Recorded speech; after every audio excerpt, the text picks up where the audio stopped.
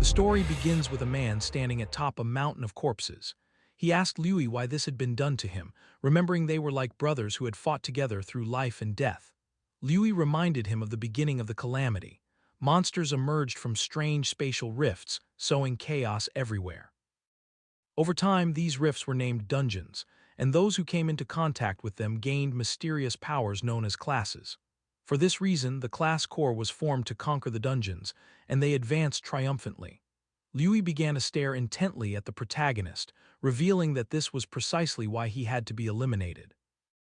The man had become uncontrollable. Powerful class users could easily disrupt the Empire's order, and he, having surpassed even the triple S rank, was the most dangerous enemy of all. Supreme power had to remain in the hands of the royal family, as only then could the Empire remain stable.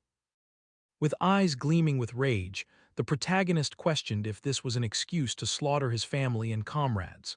With malice in his eyes, Liu clarified that he was doing this for the stability of the Empire. Just before the protagonist could take another breath, Liu triggered a powerful explosion, revealing that he had tampered with his armor long ago. The explosion would also inject a compound poison into his wounds. Liu knew that after an SSS rank battle, the protagonist would not have the strength to resist. To ensure this, Liu had prepared an entire army, considering it his final show of respect. Just before dying, the protagonist began to recall memories of the moments spent with Liu. At that moment, his hidden skill, Mirror World, met its activation conditions. Mirror World, an SSS rank hidden skill, was the ultimate ability that reverted everything. He lost his life and his soul sank into a lake. Decades later, a pair of boys were torturing another boy, tying him to a tree and submerging his body in the lake. One of them punched him in the stomach and told his friend to dunk him again. As they tortured him, they couldn't help but mock him, deciding to keep him underwater longer to teach him a lesson if he kept pretending. His expression seemed hilarious to them, and they planned to pull him out, only to beat him a few more times. The boy could no longer hold his breath. He didn't know why he always had to be the one suffering. At that moment, the protagonist's soul began to awaken. A boy with glasses approached the bullies and told them to stop as the other boy was going to die. One of the bullies turned around and with an arrogant gaze retorted that if he was about to die, he should just heal himself, as that's what a shanter was for, though he knew it wouldn't be much use. He then mentioned that the boy with glasses was a hypocrite, as he had been the one to lead them all to find him. Therefore, if the boy died, it would be his fault. The boy with glasses panicked, explaining that he only did it because they had forced him. This angered the bully, who prepared to hit him. But then something strange happened, and a powerful light began to emerge from the lake. The bullies started to flee the scene, screaming in terror about the appearance of a dungeon and the need to escape, as a new dungeon was beyond their capabilities. The attention of the boy with glasses was fixed on the boy they were torturing. Seeing that he was still submerged in the water, he started running toward the rope, knowing he had to save him. At that moment, the lake dried up completely and monsters began to appear. The boy with glasses started to untie the knots, and while he was distracted, one of the monsters lunged at him. But just then, the boy who was tied up grabbed him by the clothes and pulled him out of the attack's path. Then he extended his hand and used a skill called Glacial Impact. The system informed him that he had used Basic Heal on Minor Demon A, but the action had failed because the target's HP was already full. The boy with glasses panicked, not understanding why he was healing the monster. When the monster tried to attack again, he summoned a shield, blocking the attack just in the nick of time. When the protagonist opened the information window, he saw that his name was Yun and he had the Chanter class. He realized he had used a healing spell and that this was not his original body. Normally, when someone touched a dungeon, they would bind to the system and obtain a random starting class, which should be unchangeable. After that, they would grow and become stronger through the dungeon, gaining skills tied to their class. However, he had been a warrior who had reached the pinnacle. Back then, he had used a skill called Mirror World. After that, he was trapped in the Mirror World until he heard the dying cry of that boy. He finally realized that he had been revived in that boy's body. This was not exactly a happy thought, but he still thanked the boy for giving him a chance at revenge. The boy with glasses informed Yun that the monsters were surrounding them and asked for immediate help, as he could only handle 3 at most. The protagonist knew his body was too weak. Even these small enemies were beyond his capabilities. At their speed, he couldn't even run. Opening his skill window, he realized they were all useless. Basic heal restored 1 to 4 HP to a target, and entangling vines summoned vines to immobilize a single enemy with a low success rate. Chanter was too specialized. Its strengths were in support, but it was outclassed in every role. It was no wonder this class was always looked down upon. For now, with his old combat instincts, he could resist briefly. Yuna dodged the monster's attack, knowing he needed a quick way out as he would die if his stamina ran out. Now the hidden skill Mirror World was his only hope. The protagonist dodged an attack without knowing how the skill worked and then touched the monster, but the skill failed as the conditions were not met. He didn't know if his level was too low or if it needed a real mirror. When he used the skill on the monster again, it failed once more due to his level being insufficient. Noticing this, he concluded that Mirror World needed a reflective surface to activate. The level issue couldn't be solved yet, so he decided to try another target. When the protagonist used the skill on the monster's weapon, it failed again due to his insufficient level. He tried the skill on a tattered loincloth, but it also failed for the same reason. The boy with glasses panicked and told him to stop wasting time with his useless skills as he couldn't hold on much longer. A burst of energy descended from the sky, and a monster called a malformed overlord level 10 appeared. The boy with glasses knew they were dead. An elite monster like this required at least level 10 to be defeated. Several more bursts of energy began to descend from the sky, and his eyes widened in fear, causing him to fall to the ground. Hundreds of fierce monsters appeared before them. While the protagonist was busy using his skill, the monsters began to charge toward them. Yun couldn't even use his skill on rocks, wondering if the level gap was too large. Then the protagonist decided to use his skill on Zioi's makeshift barrier, but the system informed him that it had failed as the skills of others could not be reversed. Upon realizing he couldn't reverse others' skills, a smile spread across his face as this meant he could reverse his own. Once the protagonist used the skill on his own ability, it revealed that Mirror World had successfully reversed his entangling vine skill. Yuna used chaotic thorns, causing thousands of thorns to erupt from the ground. When one of the monsters tried to attack, another monster surrounded by a red aura struck it, saving Chio Jai. He was somewhat confused, not knowing what was happening, but the protagonist realized that the skill's effect had been completely inverted. Instead of immobilize, it now inflicted confusion. The entangling vine skill normally entangled a single enemy with a low chance of immobilizing it. However, its reversed upgrade, Chaotic Thorns, now caused thorns to lash out at a target with a low chance of inflicting confusion. The monsters began to attack each other. This was due to the confusion status effect, which caused afflicted units to attack random targets. The protagonist couldn't help but smile as he realized that a useless skill had become powerful after being reversed. This made him contemplate what would happen if he reversed the rest of his skills. Mirror World truly lived up to its reputation as an SSS rank hidden skill. It not only reversed the effects of skills, but also applied an overall enhancement. If he had used the non-reverted version of this skill, the success rate would be low. The duration of the restraint would only last a second at most, not reaching its current potency. Our boy grabbed a sword that was stuck in the ground and couldn't help but wonder what would happen if he reversed his remaining skills. His attention was drawn to the skill-empowered strike. It cost 20 mana points, had a duration of 30 seconds, and granted a 5% attack boost to one unit with the effect ending when the unit consumed mana points. When Yun reverted this skill, it transformed into Trick Blade. It cost 40 mana points, lasted 60 seconds, and granted a 10% attack boost for each consumption of mana points. He activated Trick Blade, and his sword began to emanate a powerful aura. He realized that each skill use granted a 10% boost in attack power. Trick Blade was active with 60 seconds remaining on its duration. Just by activating this, any skill usage would trigger attack power increases. The potential was incredible. Yuna leveled up, now reaching level 6. He noticed that many monsters had died from their own infighting and realized that these monsters gave a decent amount of experience upon death. When one of the monsters tried a surprise attack, our boy reacted in time and blocked the attack. Yun's attention was drawn to his own HP bar, which had 480 HP and 120 mana points. He realized that leveling up fully restored his mana points. While the monsters remained chaotic, he decided to test this Trick Blade. Yun activated Chaotic Thorns, consuming mana points.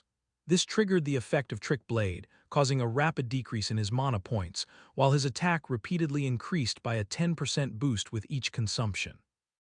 He now had 12 mana points, but his Trick Blade had resulted in a 120% attack increase with 44 seconds remaining on its duration. His eyes began to gleam, and his attention fixed on one of the monsters charging towards him. He realized that this skill broke all conventions by allowing him to reach 2.2 times his attack power so easily. When the monster attacked, our boy deflected the blow, moved behind it, and dealt a deep gash on its back and then its stomach. Xiaoi was in shock. He couldn't believe this was Yun observing his movements. He wondered how a level 5 chanter could have such capability. And since when did chanters possess such skills, our boy continued to fight the monsters, killing them one by one. With his level 6 stats, 120 mana points and 1 mana point regeneration per second, he realized he could theoretically reach 2.3 times his attack power. In an instant, he defeated a level 11 monster and couldn't help but smile. He realized his current strength could barely handle these level 11 elites. At that moment, a hand emerged from the ground.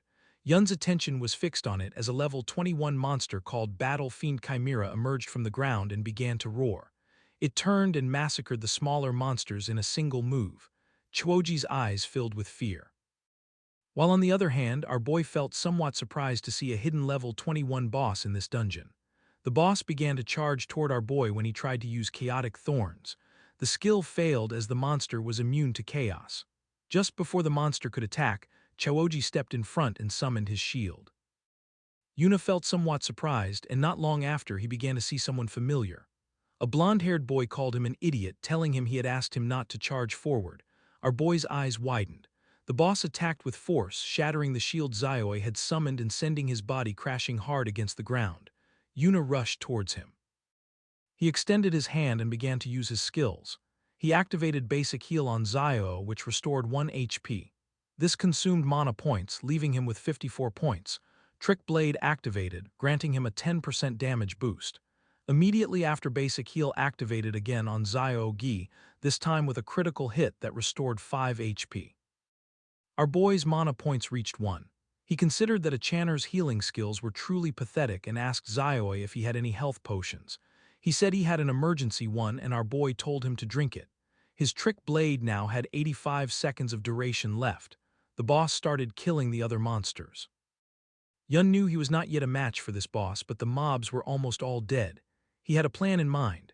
Showing his blade, he asked Chayaju to hold on for a minute as he was going to finish off the monsters, leaving him somewhat surprised.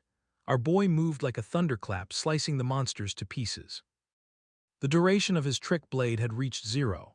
Yuna leveled up, restoring his HP and mana points to 80-20.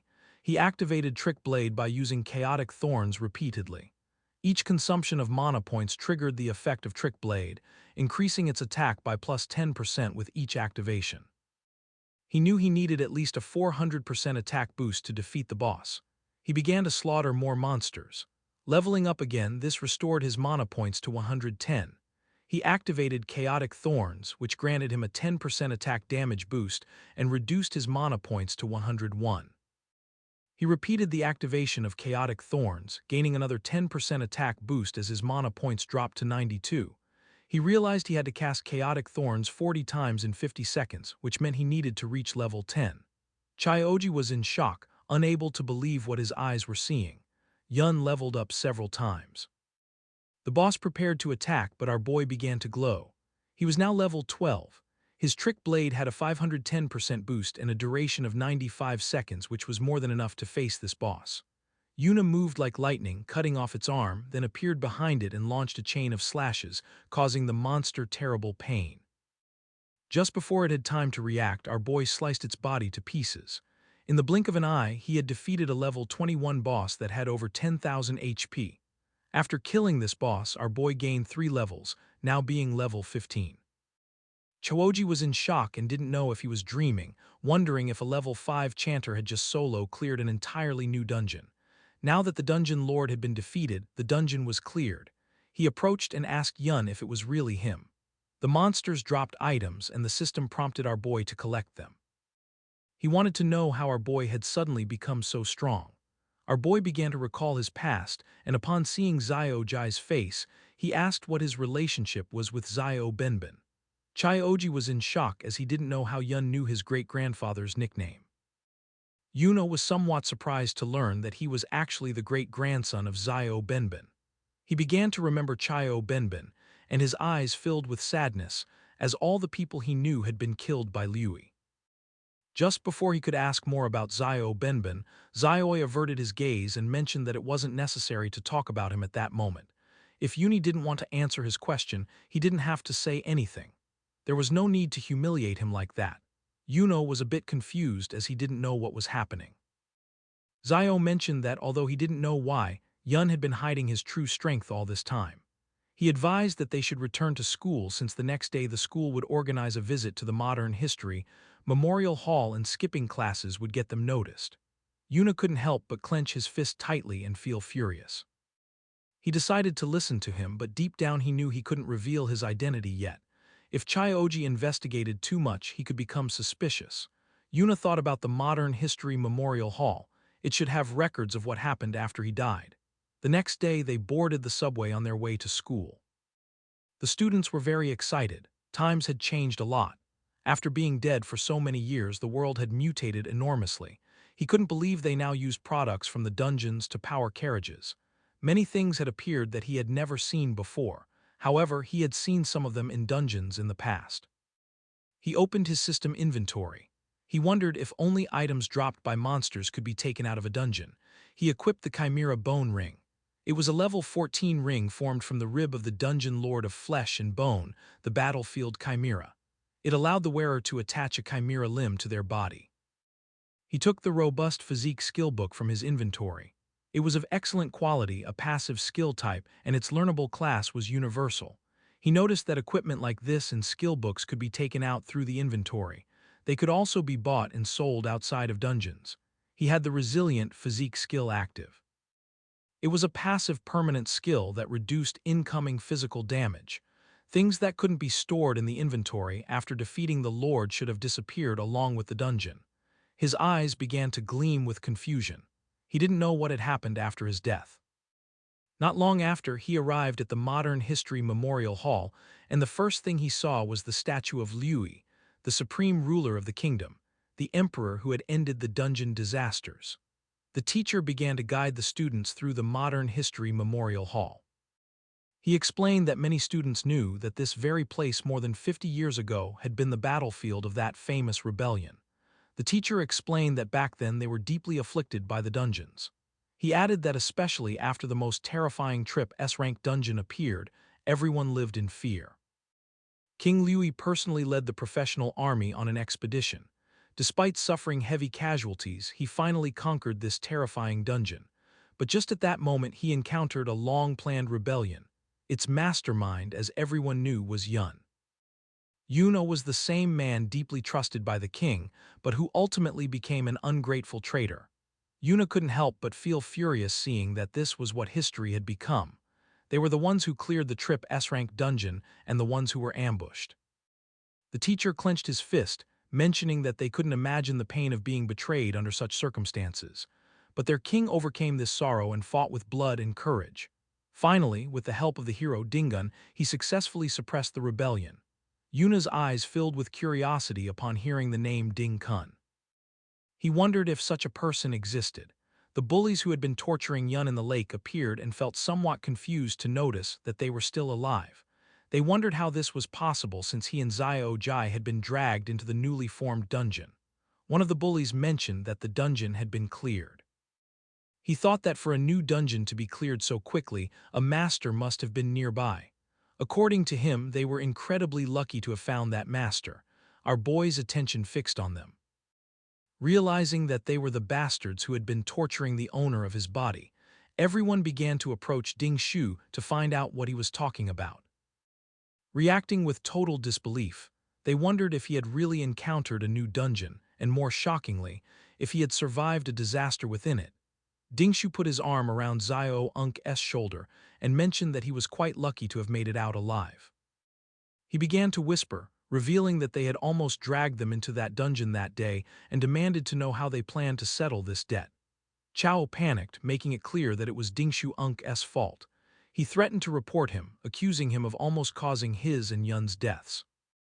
Dingshu grabbed Chao by the head, questioning what was going through his mind, and realizing that he didn't seem to have any idea of the situation at all.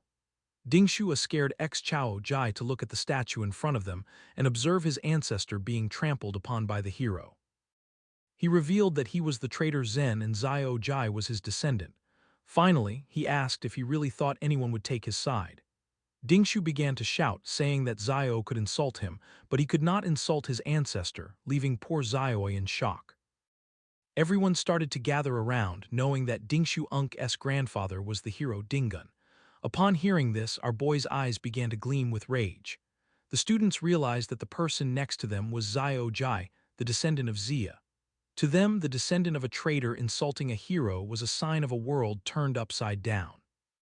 They recalled that his ancestor Zion had slaughtered many people, and if the hero hadn't intervened, who knows how many more would have died. Ding Shu began to feign, making it clear that he didn't care what he said about him behind his back, but he couldn't allow him to insult his ancestor to his face. The teacher approached Zio, placed a hand on his shoulder, and asked him to apologize. He told him that as his teacher he had always been fair and reminded him that the hero had forgiven his family in the past. He concluded that even if he didn't feel gratitude for this, he had no right to defame him. After saying this, the teacher left. Dingshu placed a hand on his head and revealed that if he gave him a beating in public, people would only cheer him on. No one was going to help a vicious dog that was being beaten. And besides, Chai Ojai was a particularly despised dog. He grabbed Chai Oja by the hair and asked if he really believed that he, the descendant of a hero, could be wrong. He prepared to hit Xiawar, but at that moment someone kicked him in the face, sending him to the ground. Xiaoi's eyes widened in surprise. It was Yun, his eyes glowing with rage. He questioned if the hero's family didn't have time to discipline their brats. The students started recording, wondering if it was really Yun. They commented that he seemed like a completely different person and couldn't believe he had dared to strike Ding Shu. According to them, he was crazy, and some remembered he was only level 5, the weakest in his class, so they wondered what had happened to him to make him dare to hit Ding Shu. He had no parents and had always been too gloomy to have friends, so they thought he had lost his mind. Ding Shu wiped his cheek, making it clear that Yun was just a punching bag who should be grateful that Ding Shu wasn't coming after him. He couldn't believe he had still dared to attack him while he wasn't paying attention. He and his friends started charging towards our boy. Yun moved like thunder, dodging their attacks and striking them before they could react. Ding Shu fell to his knees on the ground and started spitting blood. The students began to murmur among themselves. Ding Shu was in shock as he couldn't believe how fast Yun was. The students were somewhat confused as they didn't know what had happened. They questioned how he had been taken down again so easily, and if Ding Shu was in fact a weakling. Ding Shu exploded with rage, unable to believe how a trash tier level 5 support could suddenly be stronger than him. Immediately, he used the skill Hell, which increased his attack power by 25%. He equipped the Fireforged Hammer, which granted him 314 points of attack power. He thought Yun had just gotten lucky, and without wasting another second, he lunged at him. Our boy moved quickly and, taking advantage of the opening, punched him in the jaw. He was using the skill Blade of Trickery, which increased his attack power by 80%. Ding Shu was in shock. Our boy kicked him, sending him crashing hard to the ground. The guard arrived and, seeing Yun stepping on Ding Shu, asked if there was a healer. The students were in shock seeing how fast Yun was. They remembered he was only level 5. Even the blonde girl and her friend were in shock. The guard made it clear that fighting was forbidden inside the hall due to the risk of damaging something, and then asked the teacher why he couldn't control his students. The teacher started walking towards Yun. He had not only insulted a hero, but had now also dared to assault his descendant. According to him, Yun was shameless. The teacher unsheathed his sword and Yuna Unk's attention fixed on him. Our boy used the ring, and when the teacher tried to attack, his sword shattered into pieces, leaving everyone in shock. Yuna mentioned that they should set aside the discussion of who was shameless for a moment. He pointed out to the teacher that although he claimed to be fair, he seemed to have only listened to Dingshu Unk's side of the story, and he questioned him directly, asking if he was trying to curry favor with his family. The teacher told him to stop talking nonsense, and then his gaze fixed on our boy's ring.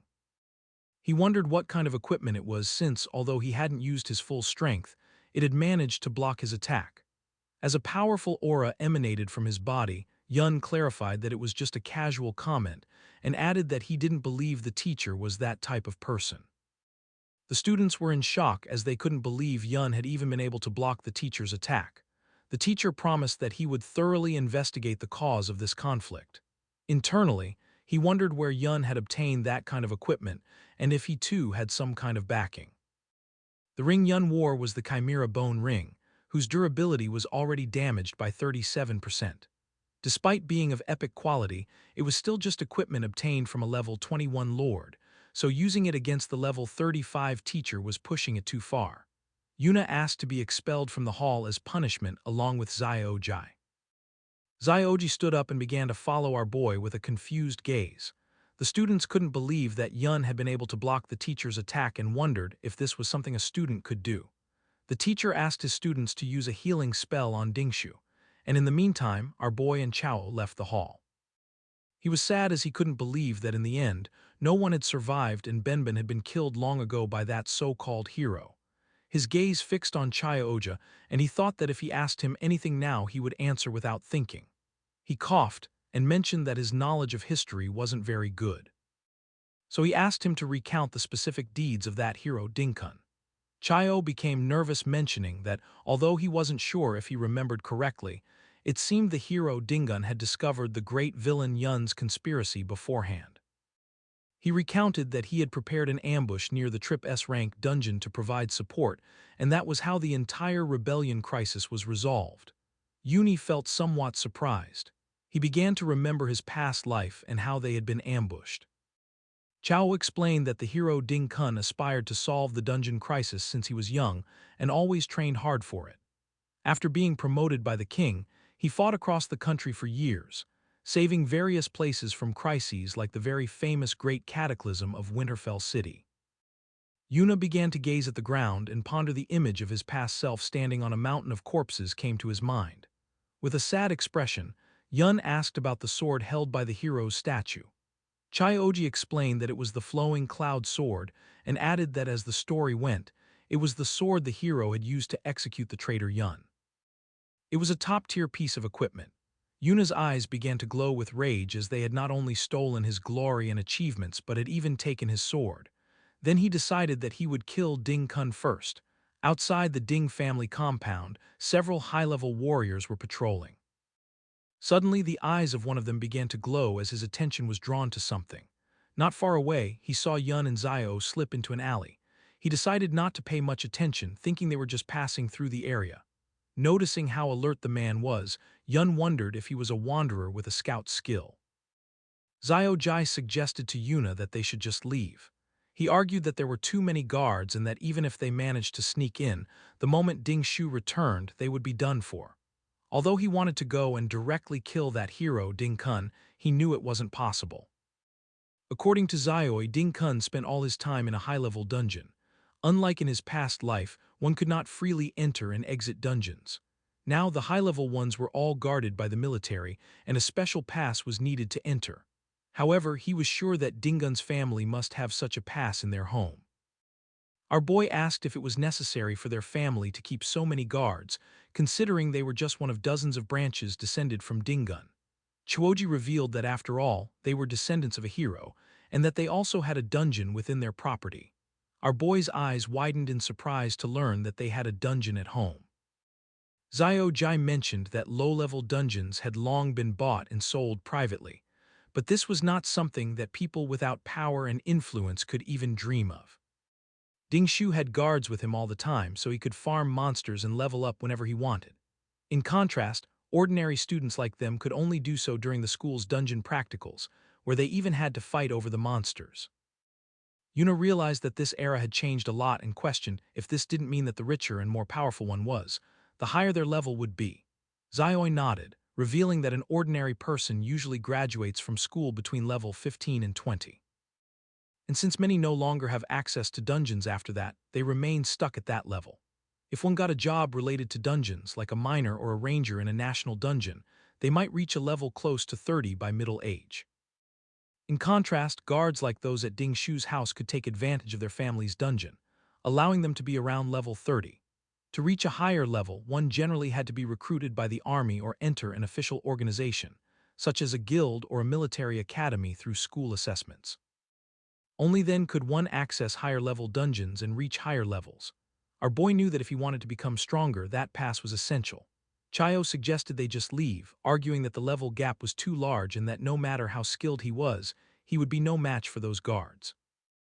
Yuno was aware that his current strength was far from enough to kill that hero, let alone the Supreme King Luo Wei, who was under layers of protection. However, he knew that the scouting skills one could learn around level 30 were generally small area skills like Eagle Eye, Enhanced Hearing, or Krat's Spirit Summoning. These were not enough to cover the entire mansion compound 24 hours a day. Besides, this wasn't a life-or-death dungeon and most of the guards were very complacent. He concluded that it was more than enough for him to get in. Shio panicked. Yuna, however, took a leap and got onto the wall, thinking that compared to the almost flawless scouting in the Heil dungeons of his past life, this was much more relaxed. Chuoji made it clear that even if they managed to get inside a private dungeon like this, they could be killed without any consequences. Our boy grabbed Chayo by the shirt and asked if he didn't want to change his life. Chayo-ji admitted that he did, but he had planned to do it after joining a guild. Yun then asked if he really believed that a guild could change things for him. Chayo-ji, the great-grandson of the traitor Zen. Chayo-ji Unk's eyes filled with sadness. Our boy pulled him up onto the wall and made it clear that a person's destiny can only be changed in the present, not by betting on a what-if that even he himself wasn't sure of. Yuna was not going to pass up the dungeon right in front of him. He decided to let him decide for himself if he wanted to follow. Chayoju began to sweat and our boy pondered, wondering if the descendant would make the same choice as his ancestor. Chayoji stood up as he simply couldn't let him go to his death. Yun told him not to make a sound, explaining that there were no traces of a summoning-type scouting skill in this area. Therefore, as long as they kept their voices down, avoided their line of sight and seized the right moment, they could easily get in. Yuna grabbed Chayo-ji and following his plan, they managed to enter the Ding family compound. Chayo-ji's attention was fixed on a dungeon that unfolded underground. They entered the dungeon and saw two monsters, one level 6 and the other level 8. Our boy noted that the level was slightly higher than in the previous dungeon, but the number of monsters was not as high, probably because Ding Shu Unk's family killed them regularly. Our boy mentioned that there were only two small mobs and asked him to go and give it a try. Zioji couldn't help but feel scared and refused, stating that there was no way he could beat them. Our boy forced him to fight. The monsters attacked and he summoned his shield to defend himself, still unable to believe that Yun trusted him to win. Chayoja grew nervous and thought he shouldn't have come. Now he wanted to go home. Yun suggested he try fighting back, but Chayoji asked how he was supposed to find an opportunity to fight back. Yuna assured him that he was watching and nothing bad would happen.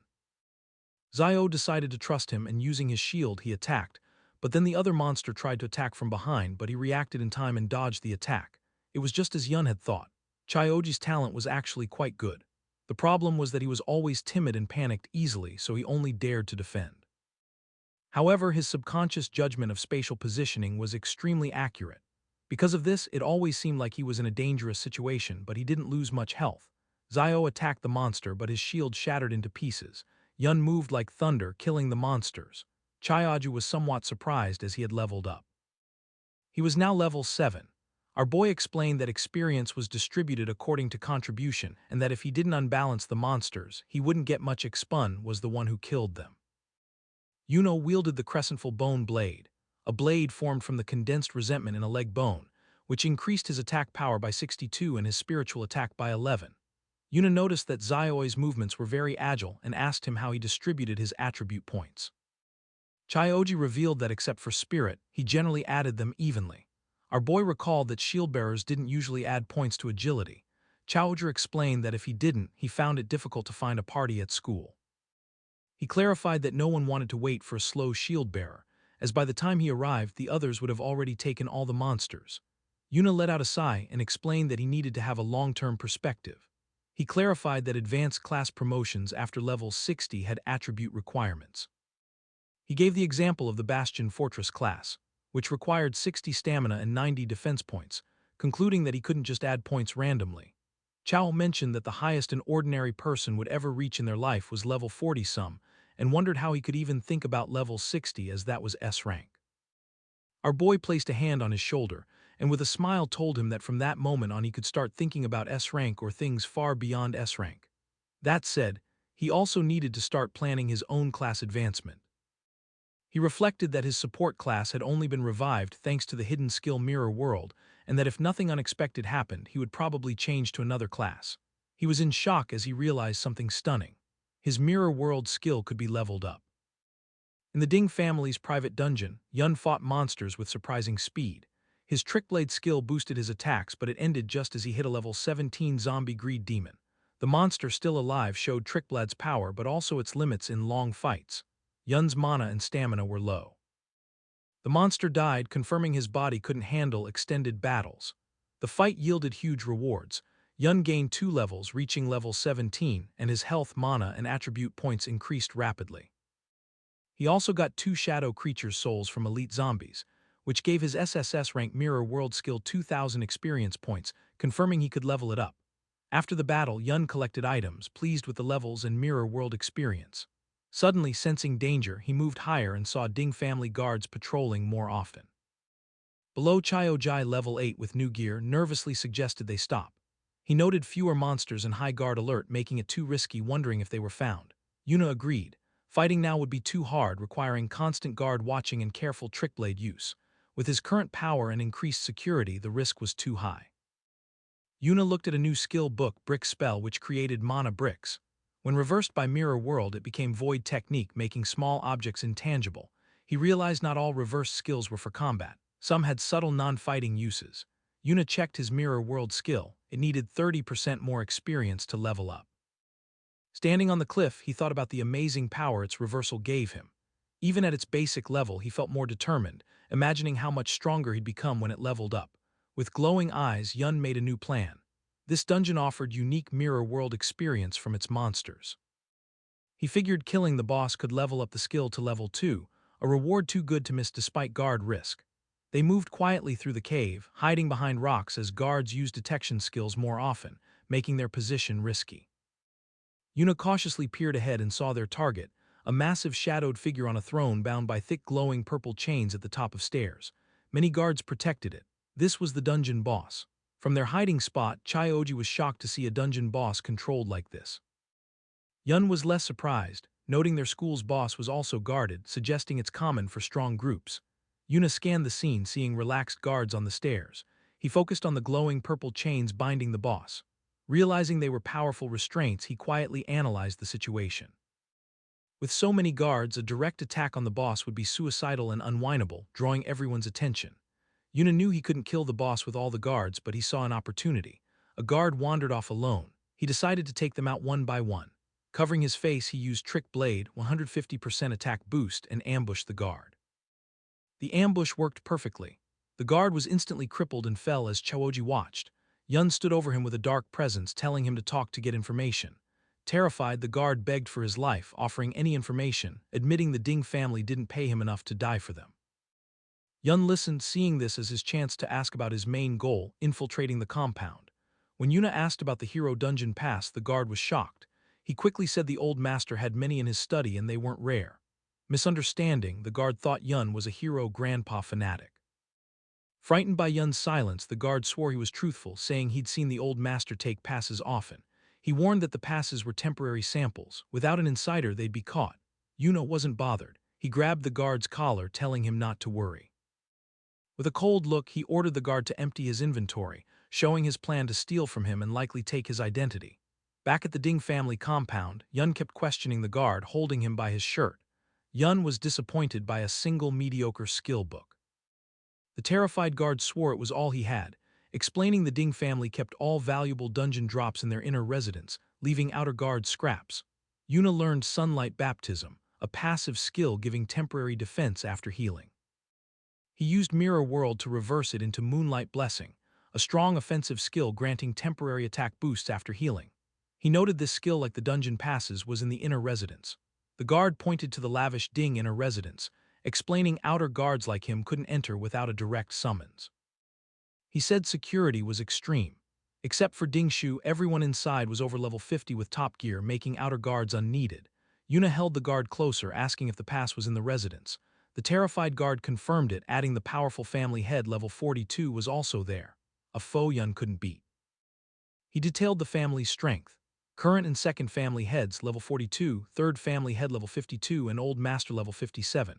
He warned that if the two strongest members returned, it would be impossible. After getting all the info, Yun knocked the guard out. He had Chai wear the guard's armor as a disguise and wait for his signal. Since the powerful family head was safe inside, Yun planned to lure him out instead of confronting him directly. Back in the dungeon, Yun observed the boss. He understood the Ding family used high-oil chains to keep the boss alive, creating a permanent private farming spot. He realized this system's security, relying on easily guarded chains, could be exploited. This was a big flaw. Guards thought their method was safe because no one would unlock the chains, but they didn't know Yun, who from his past life knew how to unlock them. He quietly approached a guard and easily undid the lock. The chains fell and the enraged boss broke free, going wild. Guards panicked as the huge monster rampaged. This chaos was exactly what Yun needed to lure the family head out of the inner residence, using the perfect method to do so. The plan worked. Alarms blared as the level 42 family head rushed from the unguarded inner residence, ordering immediate dungeon reinforcement. As he and his guards charged to handle the crisis, Yun used the distraction to grab the powerful level 60 combat chains that bound the boss. Holding the pulsing high-level gear, Yun knew his plan succeeded. With the family head and elite guards busy, he and Chao could easily enter the inner residence. As Yun's plan opened the way, new people arrived at the main entrance of the Ding family home. Servants greeted the returning second master, Ding Hao, level 42, and his son, Ding Shu, who drove up in a fancy car. Ding Hao brushed off Ding Shu Uncas' recent loss to Yun as a small mistake, but Ding Shu shot back that greeting his father wasn't why he was there. Ding Hao then opened the car door for Miss Yun Sha. Two young women stepped out, one with long blonde hair and her dark-haired friend, likely Yun Sha. The mustached family head back from the dungeon mess waited at the top of the stairs, smiling. Suddenly his smile vanished, replaced by confusion then anger. He roughly kicked a bowing servant out of his way, telling him not to block him. As the servant lay on the ground, the angry family head walked quickly towards Dinga, Ding Shu, and their two female guests, clearly upset. From the woods, Xiao Zhi, dressed as a guard, watched the scene at the house. Yun suddenly appeared behind him, surprising the boy. Xiao Zhi said he was worried, noting that with the Ding family back, it wasn't a good time to sneak into the house. Yun calmly asked why he looked worried, and a surprised Chaoji asked how he got there so fast. Yuna explained that the creature he let loose was a dungeon lord. Even a level 31 was hard to catch alive, meaning it would keep the Ding family's main fighters busy for a long time. He said they wouldn't defeat the boss anytime soon, making it the perfect chance for them. With that settled, he asked Chaoji what he had seen. Chaos looked back at the house sadly. He said the servant the family head had kicked was his youngest uncle, Chowie, a level 17 man. Yun listened as Chaoji told a dark part of their shared past. He said that when the old Yun rebelled, his family had already been killed. Chaoji added that in a way this saved them from the years of shame and pain that followed for the children of traitors like his own family. Hearing about the pain Yun's old friend's family had suffered because of lies about their past, Yun's face showed grim sadness and strong will. As they watched from the trees, Chao continued his family's sad story. He explained that after being called traitors, the Chao family faced constant meanness from the empire. Their homes were destroyed and their lives were ruined. It got worse under secret orders from the so-called hero Dinkun, who made sure the surviving Chao members were picked on and hurt constantly. Beaten and broken with no other choice to survive. The remaining Chao family members were forced to work for the very people who helped ruin them, the Ding family. Now they live a poor life, always watching their masters' faces, bowing and scraping for scraps. Chaoji admitted with shame that they are sometimes shown off as proof of the Ding family's power and kindness for forgiving the children of a traitor. He said his father's generation tried to fight back and change their fate, speaking out against the unfairness. But their effort ended badly. The stress broke his father, who went crazy, while his uncle Zoli became completely obedient, acting like nothing more than the Ding family's dog. Heavy with this hopeless history, Xiao Ju began to doubt his own actions, wondering if it was right to follow Yun into such a dangerous place. His doubt was cut short when Yun turned to him and said firmly that he needed to go to the inner residence. Panicked, Chao tried to stop him, quickly reminding him that Dingshu Unk's father, a fully equipped level 42 fighter, was inside. He warned Yun that if he was found, he would surely die. Yuna wasn't scared by the danger. He explained his belief that in this time where powerful people control who can use power in dungeons, one can't hope to change their life without taking chances. He looked at Xiao Jai, adding that some things will never get done if one worries and waits too much. Finally, Yuna gave him a clear choice. He told Xiao he could help him change his fate, but Xiao Jai had to decide to act first. Yun made his own plans clear. He would fight back, but he wouldn't make Xiao Jai follow him. Even with Yun's strong will, Xiao was still very scared and doubtful. He argued that the Ding family was a huge power that ruled the world, asking how the two of them could possibly fight such a big force. Yuno turned away from him, looking at the distant inner residence. As he started walking forward, he told the stunned Xiao Jai that his goal was much bigger than just taking down one family.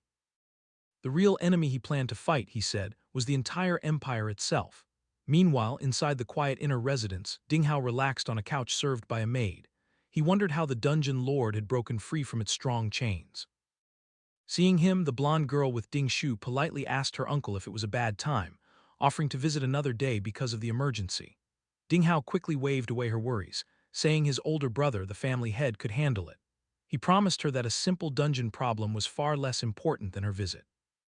He continued smiling, explaining that when his powerful father, the old master, and his third brother heard she was coming, they had already started heading back to the house to meet her. Also, he said they had already contacted Hero Grandpa, who was very excited to meet her, making it clear that handling the situation would be very easy. From a hidden spot on a balcony, Yun heard everything. His attention sharpened at Hero Grandpa, knowing they meant the so-called Hero Ding Kun. His mind raced, connecting this new info with what he'd learned from the captured guard. To enter the hero's dungeon, one needed both a pass and someone to go with them. He looked at the guests, seeing how respectfully Yun Shaw was treated, and realized her status must be very high. Then an important detail hit him. Her name was Yun Shaw, sharing the same last name as his current self. He wondered if this was just a coincidence. For now, he pushed the thought aside. He focused his gaze, deciding to concentrate on his immediate goal, getting the dungeon pass. As he watched, Yun Shaw stood silently, her face unreadable, a figure of mystery and importance. With the Ding family's main fighters busy, Yun used the chance to sneak into the inner residence. He moved silently through the rich hallways, slipping past two maids talking and using the shadows to hide. He went through the richly decorated halls, moving deeper into the mansion towards his goal.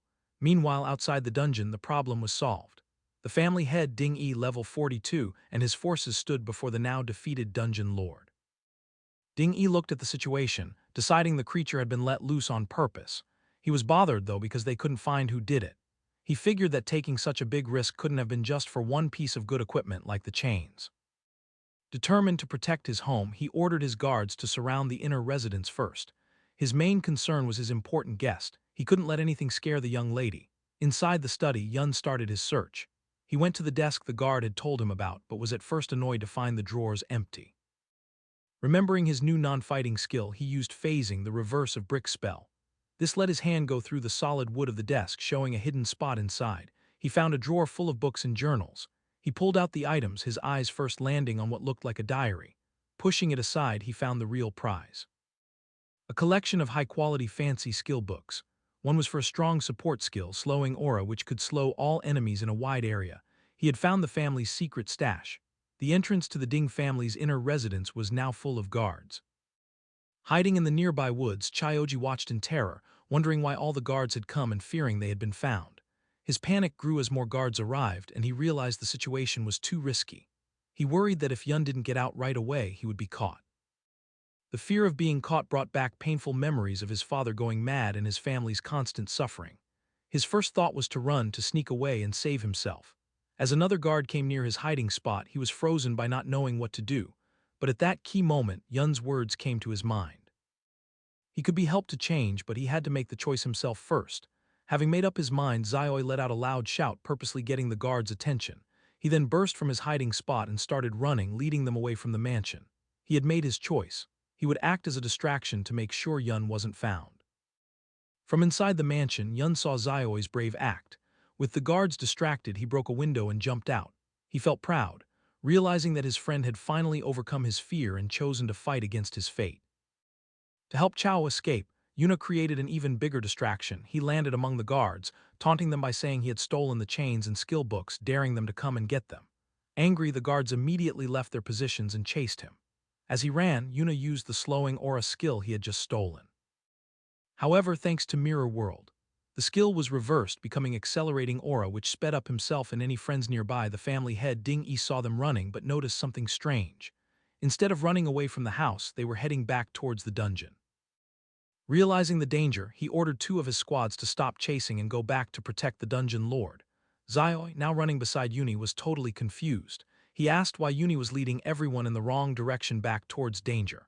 Yuni explained his big plan. He knew that with so many guards drawn out to chase them, the remaining forces must have already defeated the wild dungeon lord. To control the powerful boss, they would have had a huge fight. This meant the lord's health was now at its very lowest point, making it weak. Yun checked the status of his ultimate skill, Mirror World, seeing how close it was to getting stronger. With his eyes glowing purple, he knew what he had to do. Killing the weakened dungeon lord now would give him the final push he needed to make his most powerful ability stronger. A tense quiet settled in the Ding family's lavish sitting room. The blonde girl sipping tea politely told Ding Hao, her host, he could attend to the outdoor commotion. Smiling confidently, Ding He, the second patriarch, dismissed it as a small thief, assuring his guest his brother Ding Yi would handle it easily.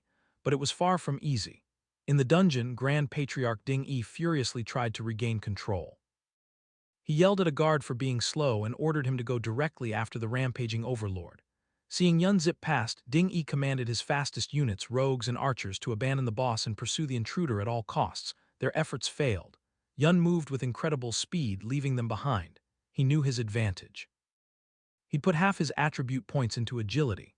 Combined with his reversed acceleration skills, he was so fast that only specialized level 30 rogues or archers stood any chance of keeping up. He easily reached the main chamber where the skeletal overlord was surrounded. The beast was heavily wounded and crippled, with guards struggling to cast a sealing spell.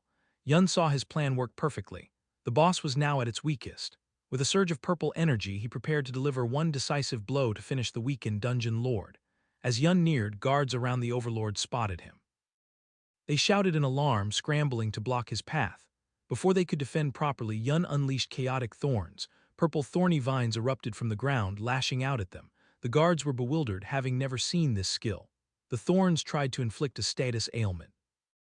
Humans usually resist such effects, but Yun's skill was unnaturally potent and several guards failed to resist it. The horrifying result: afflicted guards got confusion. One mage blasted a fellow guard with a powerful spell, throwing their ranks into chaos. The other guards watched in shock, stunned by the skill's impossibly high success rate. With enemies fighting each other, Yun seized his chance. He blurred easily through the disorganized guards. His path was clear to his prize, the low HP overlord, ripe for the taking. The guards' defense crumbled as Yun slipped through. They panicked, yelling why their shields and crowd control failed, accidentally hitting allies. Yun noted their poor coordination, recognizing them as a MLY crew with no real team battle experience. He mused that long peace had made them soft, leading to their downfall. A guard captain tried to rally his men, insisting that if they could pin down the intruder, he'd be dead. Just then, First Patriarch Ding Yi arrived, commanding his men to hold Yun. The level 42 warrior in fiery gear declared he'd deal with the intruder personally. With his blazing weapon, he leaped, preparing a devastating attack on Yun. Yuni watched the Patriarch's approach, readying himself. With a dismissive sound, he decided to face the attack head-on. He pulled out the level 60 combat chains he'd stolen. Though too low-level to fully equip, he knew their immense durability remained. As Ding Yi's fiery attack descended, Yun used the chains as a makeshift shield, successfully blocking the powerful blast's full force. Yuna cleverly turned Ding Yi's powerful attack to his advantage. Instead of just blocking the fiery blast, he used its immense impact to propel himself backwards like a cannonball, shattering the magical seal guards tried to maintain around their boss. He landed perfectly before the crippled dungeon lord. With a final taunt, he cheekily thanked the enraged patriarch for the ride. Before guards reacted, Yun declared he'd steal the overlord's experience. He unleashed a powerful finishing blow, striking the weakened beast and ending its life. The payoff was immediate and huge. Yun gained a staggering 3 levels instantly, jumping to level 20 and receiving 9 new attribute points. Most importantly, the dungeon lord's massive experience maxed out his hidden skill, Mirror World. A system notification confirmed the skill was upgraded, finally reaching the coveted level 2. Seething with rage after his kill was stolen, First Patriarch Ding Yi screamed in fury and charged Yun with his fiery axe. Following his lead, the remaining guards rushed forward, determined to capture the audacious intruder who stood calmly before the massive dungeon lord corpse. But Yun Cho was unafraid. He focused on his spoils, the new power his ultimate skill gained at level 2. As Dingy's powerful attack was about to connect, it passed harmlessly through a shimmering image of Yun, who then vanished. The guard stopped, confused by his sudden disappearance. Yuna found himself in a completely new place. The world had transformed into a silent crystal blue-green version of the dungeon. He activated a new ability of his hidden skill, Mirror World. In this strange dimension, he saw ghostly clear versions of Dingy and other guards. Unaware of his presence, a timer showed his mirror walk would last almost 30 minutes. He realized with excitement that he could now enter the very world inside the mirror. Inside the strange blue-green world, Yun started to use his new power. He saw that everything was a perfect mirror image of the real world flipped left to right. At first, he thought the ghostly shapes of the guards were just tricks as his hand went right through one. But when he touched the crystal-like ground, he found it was solid. Realizing this place was more than just a trick, his exploration led to an amazing find. He picked up a solid crystal piece from the ground, and a message told him he had a mirror shard that importantly could be taken out of this world and into the real one. This was a big deal for Yun. He understood that with his mirror world skill now at level 2, he could bring real objects from this other world into his own. Wondering what else had changed with the skills upgrade, he checked his system screen. He saw a completely different list of skills showing many powerful reversed abilities like invisibility and force field cage, but most of them were marked not activated, which confused him. A message quickly explained that these skills were for base skills not yet learned. He then understood the full power of his new ability. The list showed the reversed forms of all skills he could learn. He now knew that to use any of these strong abilities, he first needed to find and learn their normal versions in reality. The skill reversal he used at level 1 was just a simple basic part of his ability's true power. As he looked through the exciting list of future powers, he realized this changed everything. He could now pick strong skill pairs and plan his whole class path ahead of time, knowing exactly what powerful reversed forms he would get. As Yun was thinking about his new skill's full potential, he suddenly felt something behind him. Turning, he saw a faint blue-green human shape floating aimlessly in the crystal air. He wondered if it was a soul like how he was stuck before he came back to life. The idea interested him, and he asked if other souls were also in this strange world.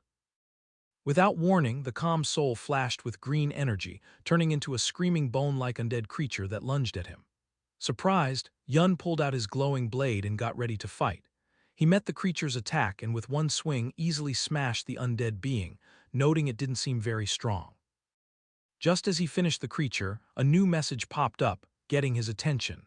The system offered him an undead contract. It explained he could make a deal with the soul he had just beaten, letting it leave the mirror world and fight for him in the real world. The contract also said the soul's highest level would always be the same as his, and he could have 20 such contracts. This unexpected event made Yun think about what this new power could do.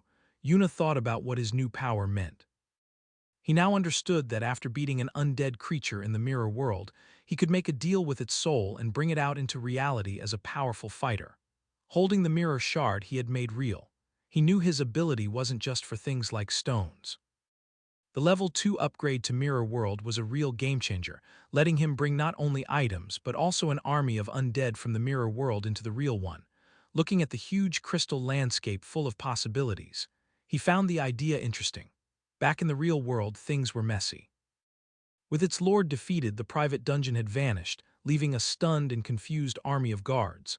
They couldn't understand where the intruder had gone. One captain frantically asked how he just vanished, wondering if it was a high rogue stealth skill. A rogue expert quickly said no, explaining their stealth had clear limits and couldn't make someone disappear so perfectly. The lack of answers made another captain angry, and he grabbed the rogue, demanding to know how the intruder could have escaped with so many of them there. The first patriarch, Ding Yi, was even angrier. Having lost his valuable private dungeon, he took his anger out on one of his men, grabbing the man's face and yelling that if they couldn't find the person responsible, they would have to pay him back for the loss. Meanwhile, Yuna's time in the mirror world was ending.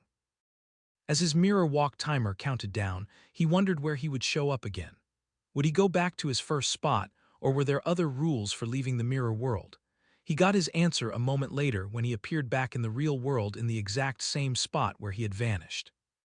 The angry Ding Yi spotted him right away and without thinking roared for his men to get him. Facing the new attack from the Ding family's fighters, Yun stayed perfectly calm. He held up a hand, a swirling green light glowing in it as he told them not to be so fast. He said that after being ganged up on for so long, it was time for him to do the same. With that, he used the power he had just gained from the mirror world. A flood of spooky skeletal warriors burst out, forming a scary undead army that rushed towards the shocked guards. The guards reacted with pure terror, their attacks slowing as they questioned what these ghost-like figures were, wondering if they were actual ghosts. The first patriarch, Ding Yi, tried to calm the growing fear. He yelled at his men not to panic and said the creatures were just undead monsters he had seen many times before. One of the guards fought a skeletal warrior getting ready for a tough fight. However, he was surprised to see a health bar appear above the creature. It was an undead skeleton warrior, and it was only level 20, the same as Yun.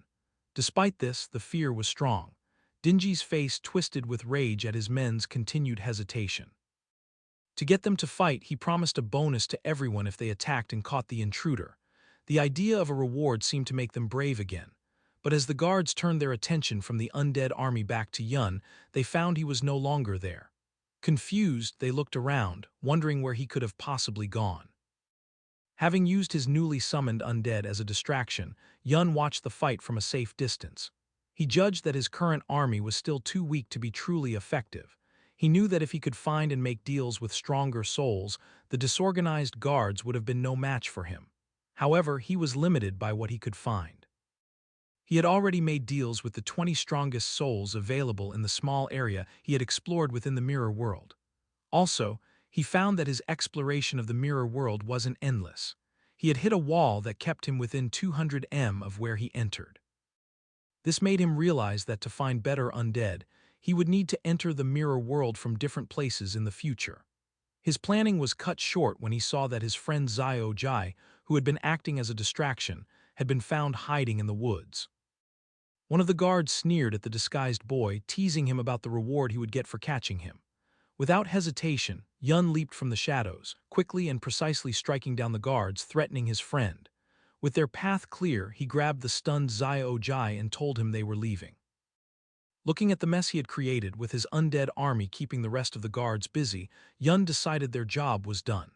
It was time to go back, get away from the danger, and properly check all the new things he had gained from his bold raid. As Yun and Zio Jai escaped, the remaining Ding family guards fought the undead army. The guards fiercely attacked the skeletal warriors, breaking their bones. A guard leader noted the creatures weren't very strong, but their relief was short-lived. To their horror, a defeated skeleton would instantly reform unharmed. They kept fighting only for skeletons to revive endlessly.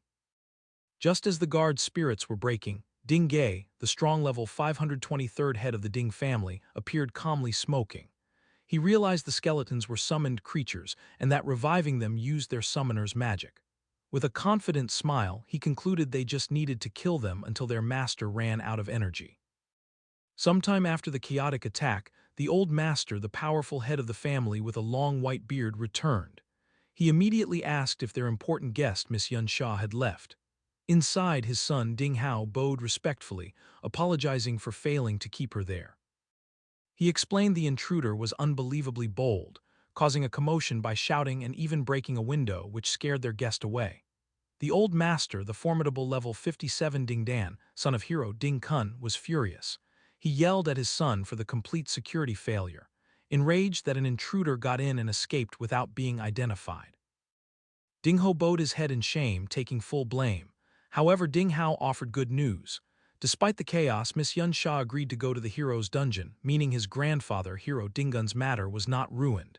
This didn't calm the angry patriarch. Dingdi swore they'd kill the culprits without mercy. He then impatiently ordered his son to quickly check what else was stolen. Safely away from the chaos, Yun reviewed his gains. He looked at the temporary dungeon access permit he stole, which had Zioi's name. He had the pass, his main goal, but still needed an escort for the hero's dungeon. He decided not to rush this problem. He assessed his other gains from the Ding family house raid. It was very profitable, raising his level to 20. His powerful Chimera bone ring was almost destroyed from blocking an attack, but he'd stolen over 10 valuable skill books. He saw one book had chant skills, all support types. He learned Battle Song Chant, which boosted critical hit rate and damage but lowered defense. He immediately considered its reversed form, Shield Song Chant, which would do the opposite. He excitedly realized by learning and reversing these support skills, he could greatly boost his stats. With these boosts and a new passive skill that increased his strength, he knew he could crush any same-level opponent with pure stats. Besides skill books, the Dungeon Lord dropped a rare level 30 item, Corrupted Knight's Armor, which would be useful later. But most importantly, above all the levels, skills, and equipment, he had finally leveled up his hidden skill, Mirror World, to level 2. Thinking about his new abilities, Yun admitted his necrontic summons greatly increased his combat power. But he knew it wasn't enough. Recalling the hero Dinkun's statue, he judged his enemy was at least an S-rank berserker. To have any chance of killing him, Yun figured he'd need to reach level 50 or higher, and more importantly, find and contract an S-rank necrontic spirit. Later, safe from the Ding compound, a still-shaken Xiaojai nervously asked Yun if they wouldn't be followed. Yun calmly said they'd lost their pursuers and were safe since their faces weren't seen. Still, Xiaojai was uneasy, and Yun noted how hard the experience must have been for him. Seeing his current undead army was too weak, Yun decided his next step. He asked Xiaojai if there were any nearby dungeons where a powerful person had died. When Xiaojai looked confused, Yun explained he needed a higher-level dungeon to level up faster, adding the powerful person was for something he'd find out later. After a moment, Chao confirmed there was such a place. However, he hesitated, worried. He revealed it was the school's private dungeon and they couldn't sneak in. The information made Yun pause, thinking about a controlled, heavily guarded dungeon. But he didn't waver. He simply decided if normal entry was impossible, he'd use special methods to get what he wanted. As part of his special methods to enter the school's private dungeon, Yun met his class teacher. He gave the teacher a valuable rare purple quality skill book for his wanderer class stolen from the Ding family. The bribe worked. The teacher, now believing Yun had powerful backing, became more helpful. He admitted dungeon access was usually fixed and he couldn't easily change things. However, he explained a loophole. The dungeon was open for graduating students. While Yun wasn't normally qualified, a teacher could recommend an outstanding student. Convinced of Yun's outstanding potential, he promised to get him a spot. The plan succeeded. Yun joined students entering the school's valiant dungeon. Other students were determined or flattering. One grimly noted it might be his last chance to level up, while another thanked the hero. As Yun walked past the glowing portal, he felt a strange unease, sensing something was wrong with this dungeon. The teacher enthusiastically explained it was where the hero once fought and traces of his power might remain inside. Nearby, Chao listened grimly. He horrifyingly realized the valiant dungeon was where, according to the Empire's fake history, hero Dinkun valiantly killed his great-grandfather, traitor Chion. Knowing the dark truth, Chao hesitated. He struggled, wondering if he should tell Yun what he knew about the dungeon's true history. As students gathered at the dungeon entrance, the teacher gave a final warning. It was a high-level dungeon and they must be careful within their limits. He then singled out a red-haired student in armor, Little Z, telling him to look after Yun and Chaoji. Little Z was clearly annoyed, complaining he couldn't focus on leveling up if he had to babysit. Another student pushed him forward, telling him to stop complaining as the dungeon was open, grumbling about why younger students were allowed. Little Z entered the dungeon with the others. He condescendingly ordered Yun and Xiaojai to stay back and not cause trouble, threatening to abandon them if they were a burden. As the group went into the vast purple-lit interior, Yun silently assessed his surroundings. He noted it was supposed to be a level 2040 dungeon. However, his instincts from his past life screamed something was wrong. A deep unease washed over him as he felt a profound danger that didn't fit a dungeon of this supposed difficulty. As students went deeper into the glowing purple valiant dungeon, Yun saw Yun Yin and her blonde friend Yun Sha inside. He wondered how they, as younger students, were allowed. Little Z, assigned to watch Yun, also saw the girls and pointed them out to another armored student. This student immediately dreamed of escorting the attractive girls. His fantasy was cut short by a taller, serious student in a helmet who smacked him, telling him to stop dreaming. This student revealed Yun Yin and Yun Sha were much stronger, both over level 30. He scoffed that they should be asking the girls for help and the daydreaming student wasn't good enough for them. Embarrassed, the student muttered he was just talking. As the older students talked, the daydreaming boy watched Yun Sha and Yun Yin. To his and his friend's surprise, the two high-level younger students ignored them and walked directly towards Yun and Xiaoju. Yuna watched them approach, confused. He recognized Yun Sha as the high-status guest from the Ding family's house. Her direct approach made him suspicious. He wondered if she knew the original owner of his body or if she was confronting him for Ding Shu, whom he'd publicly embarrassed. Yun Sha's approach was direct and friendly. Smiling confidently, she told Yun she saw him at the memorial hall and complimented his fighting skills, adding his voice was unique. Yun wasn't sure what she wanted, thinking she was just making small talk. However, Yun Sha-Unk's eyes glowed gold as she leaned closer, revealing she recognized his voice from the shattering glass during his escape from the Ding family residence. This stunned Yun. He realized, alarmed, that this powerful girl had identified him as the intruder just from 2 sentences. He shouted. Having made her point, Yun Sha's clothes changed to white mage-like combat gear. Yun Yin did the same, putting on a dark green energy outfit. Yun Sha then told a still surprised Yun they'd explore the dungeon first, then walked away with her friend. As they walked off, Yun processed the encounter carefully. He understood she recognized him as the intruder but chose not to expose him publicly, subtly delivering the message. This made him wonder if it was a warning. He considered the dangerous possibility that Ding Shu also recognized his voice from their earlier fight. However, Yun decided not to worry for now. He was confident that as long as the Ding family didn't act immediately, his fast leveling speed would soon make him strong enough for any threat they posed. Seeing her act as friendly, he decided to offer a warning back. He called out, advising them to be careful as his instincts told him the dungeon felt strangely dangerous. Yun Sha stopped and seemed to agree, telling her friend the place felt odd. She reflected that given her high level, the dungeon shouldn't feel so unsettling. With a final knowing smile at Yun, she thanked him for the warning before she and Union continued. The brief friendly talk between Yun and the Heil girls didn't go unnoticed. The other older students watched in disbelief, gossiping about why the usually cold Yun Sha was so familiar with him.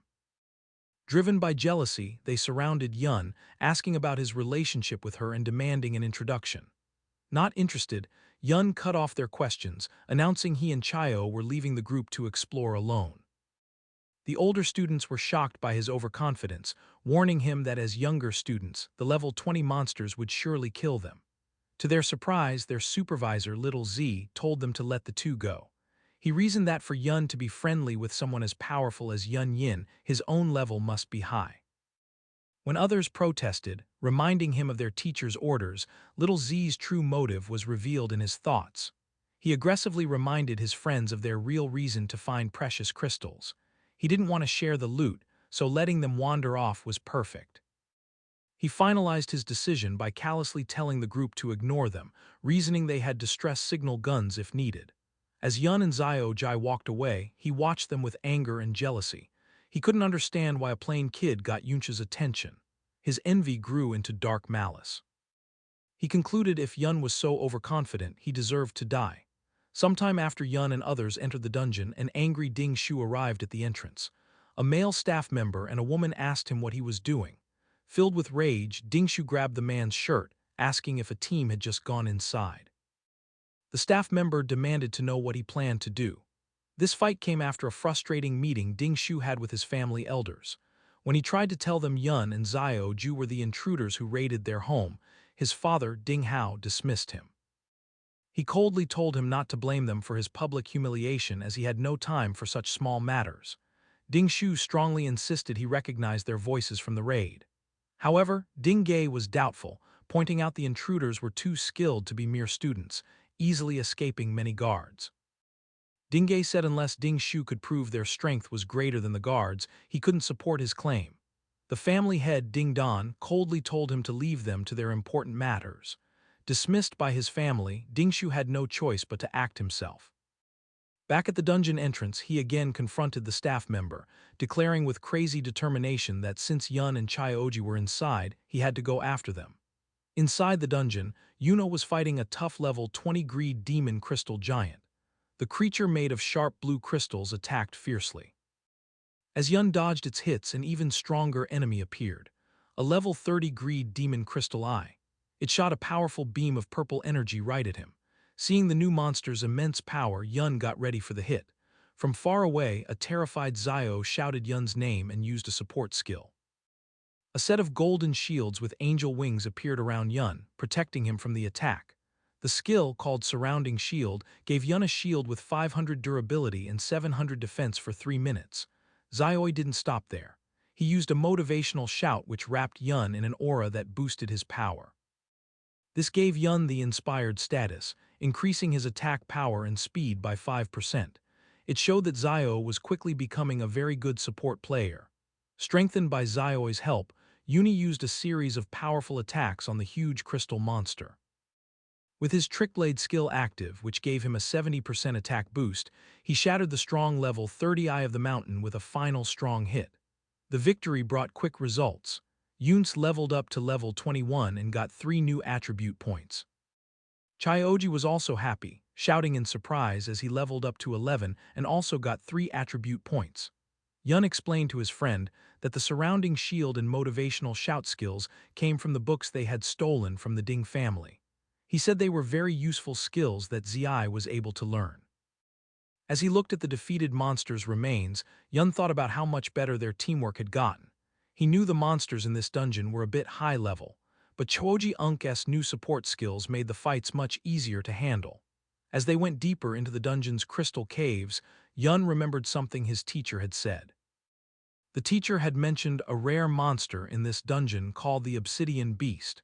He had said that killing it gave a chance to get a rare support skill book for gravitational pull. This was a big chance for Yun because he had already seen the skill's reversed form force field zone on his Mirror World skill list and knew it was a key skill for his future plans. But hunting the beast wasn't his only goal. He looked out at the huge spooky landscape. Knowing that this dungeon was also said to be where many powerful adventurers had died, he believed their souls might still be where they fell, giving him a chance to find and contract powerful undead spirits for his army. He hoped he could find some of these souls in the area. Suddenly, he felt danger and his eyes widened in alarm. In the canyon below, a huge creature made of dark glowing purple rock appeared. It was not alone. A whole group of these elite-level obsidian beasts was on the move, marching together through the Crystal Pillar Canyon. From a high cliff, Yun and Xiao watched the strange sight. Yun saw that the elite beasts were moving in a large group and had also traveled at least a kilometer, much farther than they normally would. This very unusual organized behavior led him to a serious conclusion as he mumbled the words wanderer type. He recognized the signs of a much bigger and smarter threat. The way the obsidian beasts were acting reminded Ye of something, and he explained what a wanderer-type monster is. These are rare creatures that don't have a fixed spawn location and wander freely all over a dungeon map. They are much stronger than normal monsters of the same level and can easily beat unprepared adventurers. Back in the early days, before people grew strong and learned to control dungeons, running into a wanderer type often meant a very hard fight to survive. These creatures were especially dangerous because they weren't stuck in the dungeon. They could wander outside and threaten human towns, causing a lot of disasters and death. However, Yuna also knew that this huge risk came with an equally huge reward. The experience and items dropped by wanderer-type monsters were much better than any ordinary creatures, making them a high-risk, high-reward target for any adventurer brave enough to face them. Knowing the huge threat from the group of obsidian beasts, Yun knew he couldn't be careless. He knew that the monsters were simply too strong to attack directly and decided he would need to test their abilities first to find a weakness. His first look showed a strong defense. The level 30 obsidian crystal beasts had a powerful healing skill that was always on, making them very hard to wear down. Before he could think of a new plan, the beasts attacked back, shooting a coordinated blast of powerful energy beams called mana rays. Yuno used his high speed to weave through the thick web of attacks, helped by the winged shields had summoned for him. But the monster's attacks were too many and too frequent. One of the beams eventually hit him, drawing blood and sending a shock of pain through his back. He realized that even his high speed wasn't enough to dodge all of them. A quick look at his health bar showed how much danger he was in. His health had dropped a lot. He knew he was weak, that his current body's HP and defense were just too low. He understood that if it weren't for Xiaoi's surrounding shield, he would have been badly hurt by that single hit. Knowing he was too weak, Yun tried a different plan. He summoned his undead army, a group of spooky skeletons in green flame to hold back the obsidian beasts. But the power difference was too big. The elite monsters tore through his summons, and he could see the health bars of his skeletons dropping quickly. He realized with frustration that even his undead army couldn't hold the line against such strong enemies. He made a smart retreat, noting that at least the powerful monsters were pretty slow, which gave him some time. He knew his own low health and defense were weaknesses that couldn't be fixed quickly. He decided that the only real way to beat these creatures was to rely on Zioi's defensive skills. To make that possible, however, his friend needed to level up. Yun turned to Zioi and explained the new plan. They would go fight regular, weaker monsters first to get stronger.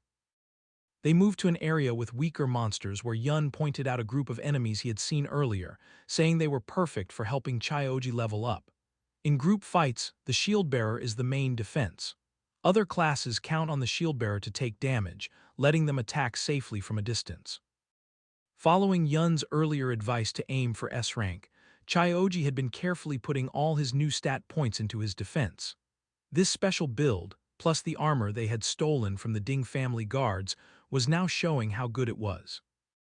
Zio had built up the main defenses of a real shield bearer, and he could now easily block attacks from level 20 monsters, taking only a little damage.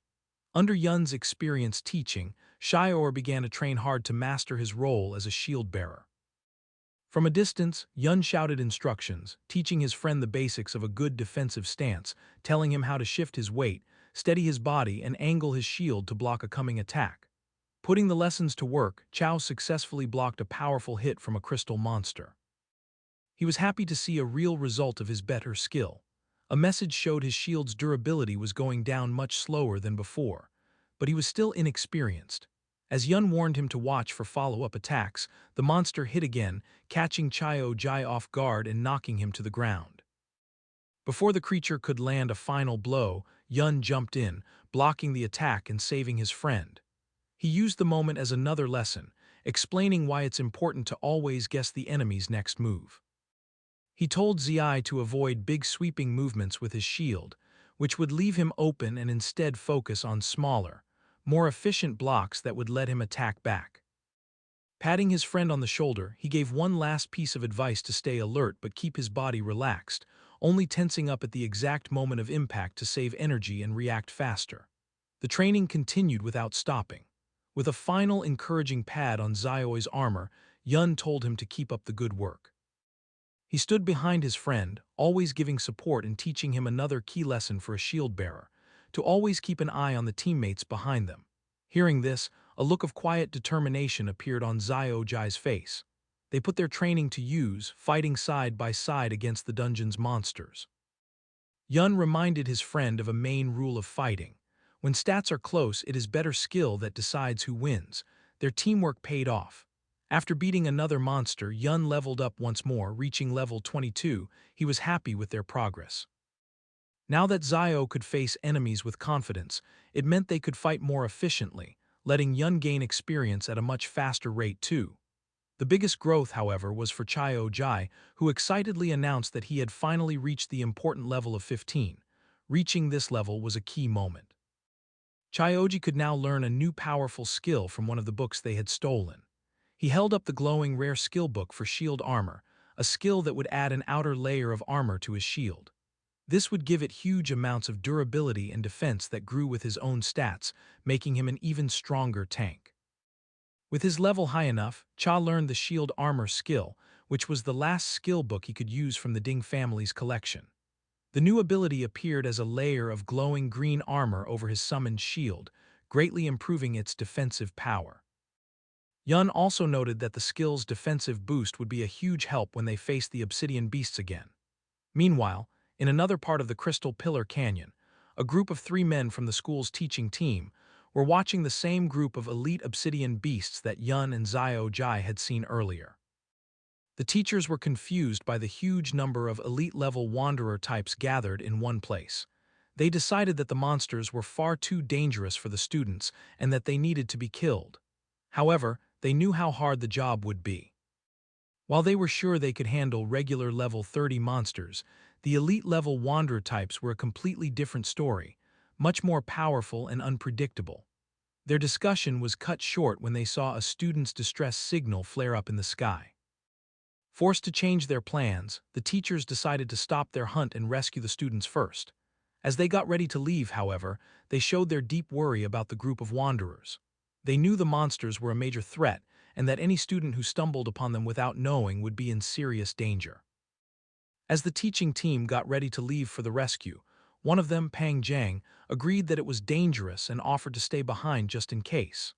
The team leader, Lei, was about to agree when they were interrupted by Yun and Zio Ju suddenly appearing. Yuna shared his own worry, suggesting that he and Zio could keep watch on the group of wanderers instead. He reasoned that if the rescue party ran into another group of powerful monsters, two teachers alone might not be enough to handle the situation. He walked up to the surprised teachers and calmly explained his idea. He told them that the wanderer types were not very fast and, more importantly, had not noticed their presence yet. He promised them that as long as he and Zio kept a safe distance and simply watched, they would be perfectly fine, and urged the teachers to go on ahead without worry. After hesitating for a moment, the teachers agreed to the plan.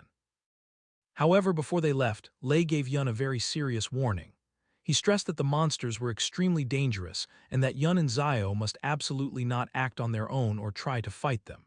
He repeated that they must stay hidden because if the powerful creatures spotted them, they would have no chance of escape. As the teachers hurried away, one of them yelled a final desperate warning for Yun to hide well, telling him he would have no way to escape if the monsters found him. But Yun had no plans to hide.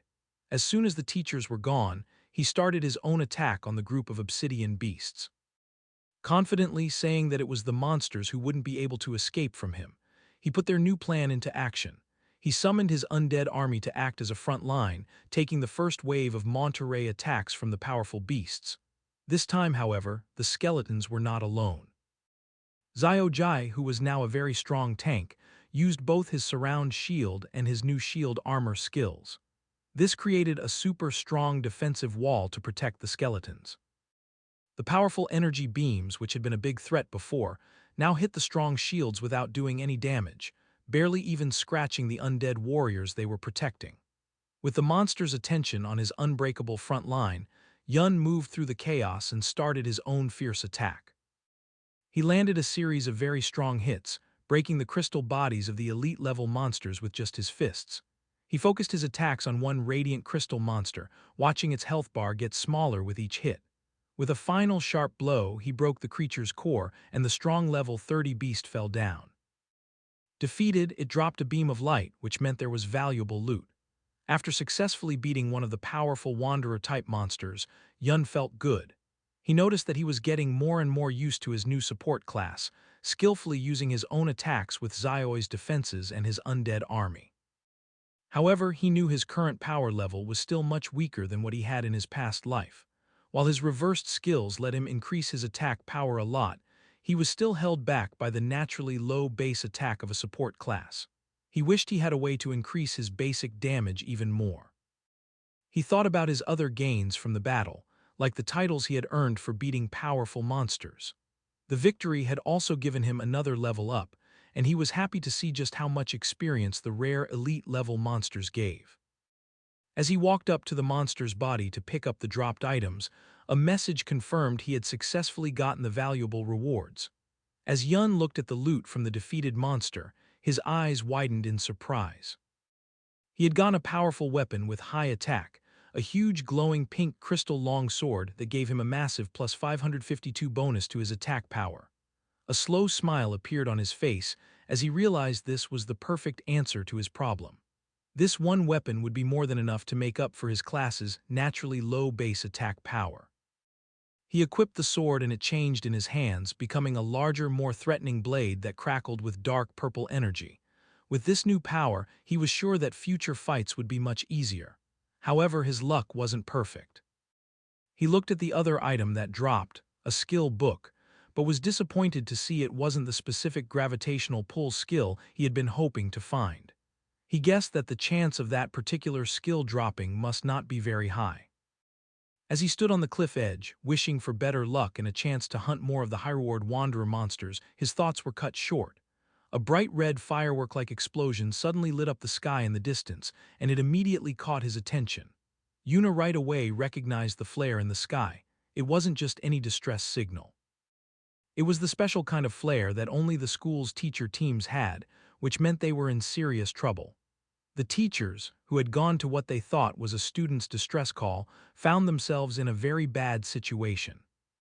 They had stumbled upon a huge group of the elite wanderer-type monsters all gathered around a single cave entrance.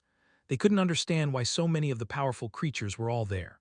Soon after, Yun, Chayo, Yun Sha, and Union also arrived.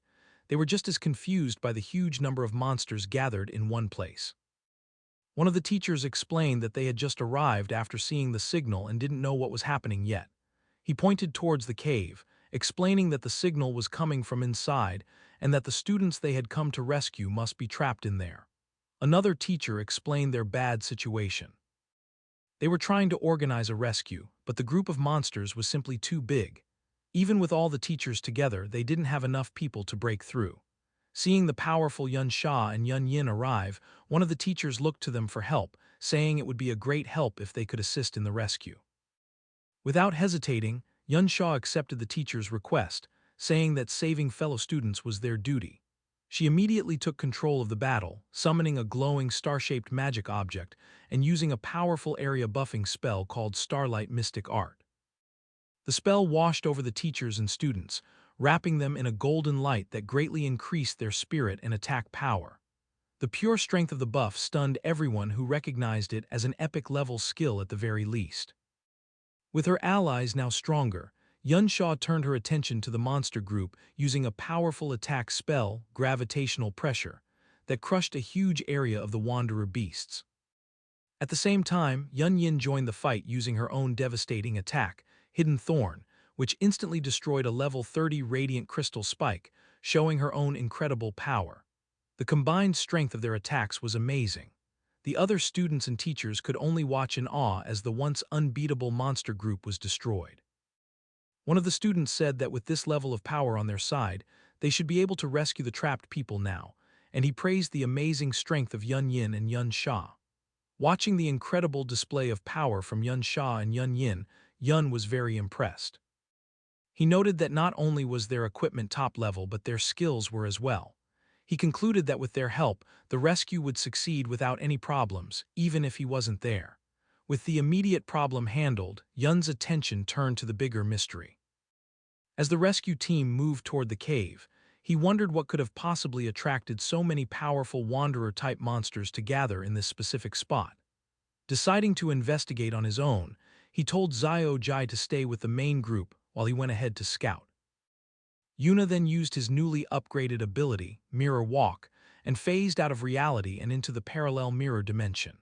He looked at the strange purple-colored landscape, realizing that the dungeon's crystal structure gave him plenty of reflective surfaces, letting him enter the mirror world at any time. However, he also knew there were limits to this power. He hadn't yet figured out how to leave the dimension whenever he wanted, remembering how he was thrown out when the timer ran out during his raid on the Ding family's house, and he couldn't get back in. As he moved through the mirror version of the cave, passing by the ghostly, untouchable phantoms of the other adventurers, he noticed something strange. The people had phantoms, but the monsters did not. Looking closer, he saw that the bodies of the monsters he had killed before existed physically in this dimension. This led him to a key understanding of his ability's rules. Besides himself, it seemed that other living things did not have a physical form in the mirror world, only their dead bodies.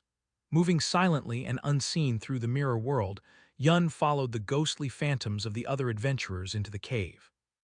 He quickly recognized them as the group of senior students, including the one called Little Z. He figured that they must have been the ones who attracted the huge group of wanderer monsters, and finding themselves overwhelmed, had fired the distress signal. From where he was, he could see they were using the narrow space of the cave to hold their ground, which should keep them safe for a short time. However, the main mystery was still there. What could possibly be inside the cave that would attract so many of these powerful creatures? He kept going, moving deeper into the mirror version of the cave to investigate.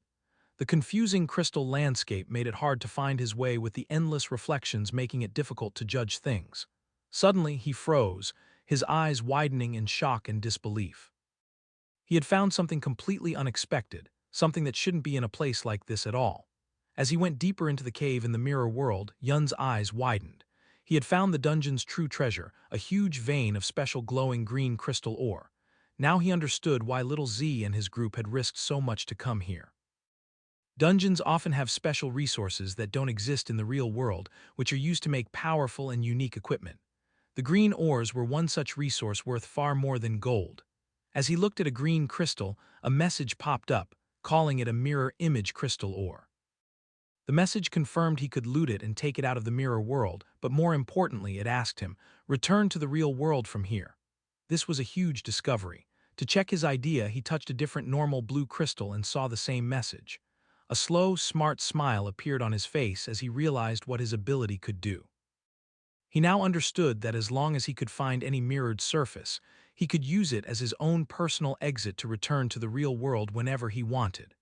As he walked among the glowing green crystals, Yun picked up a piece of the valuable ore.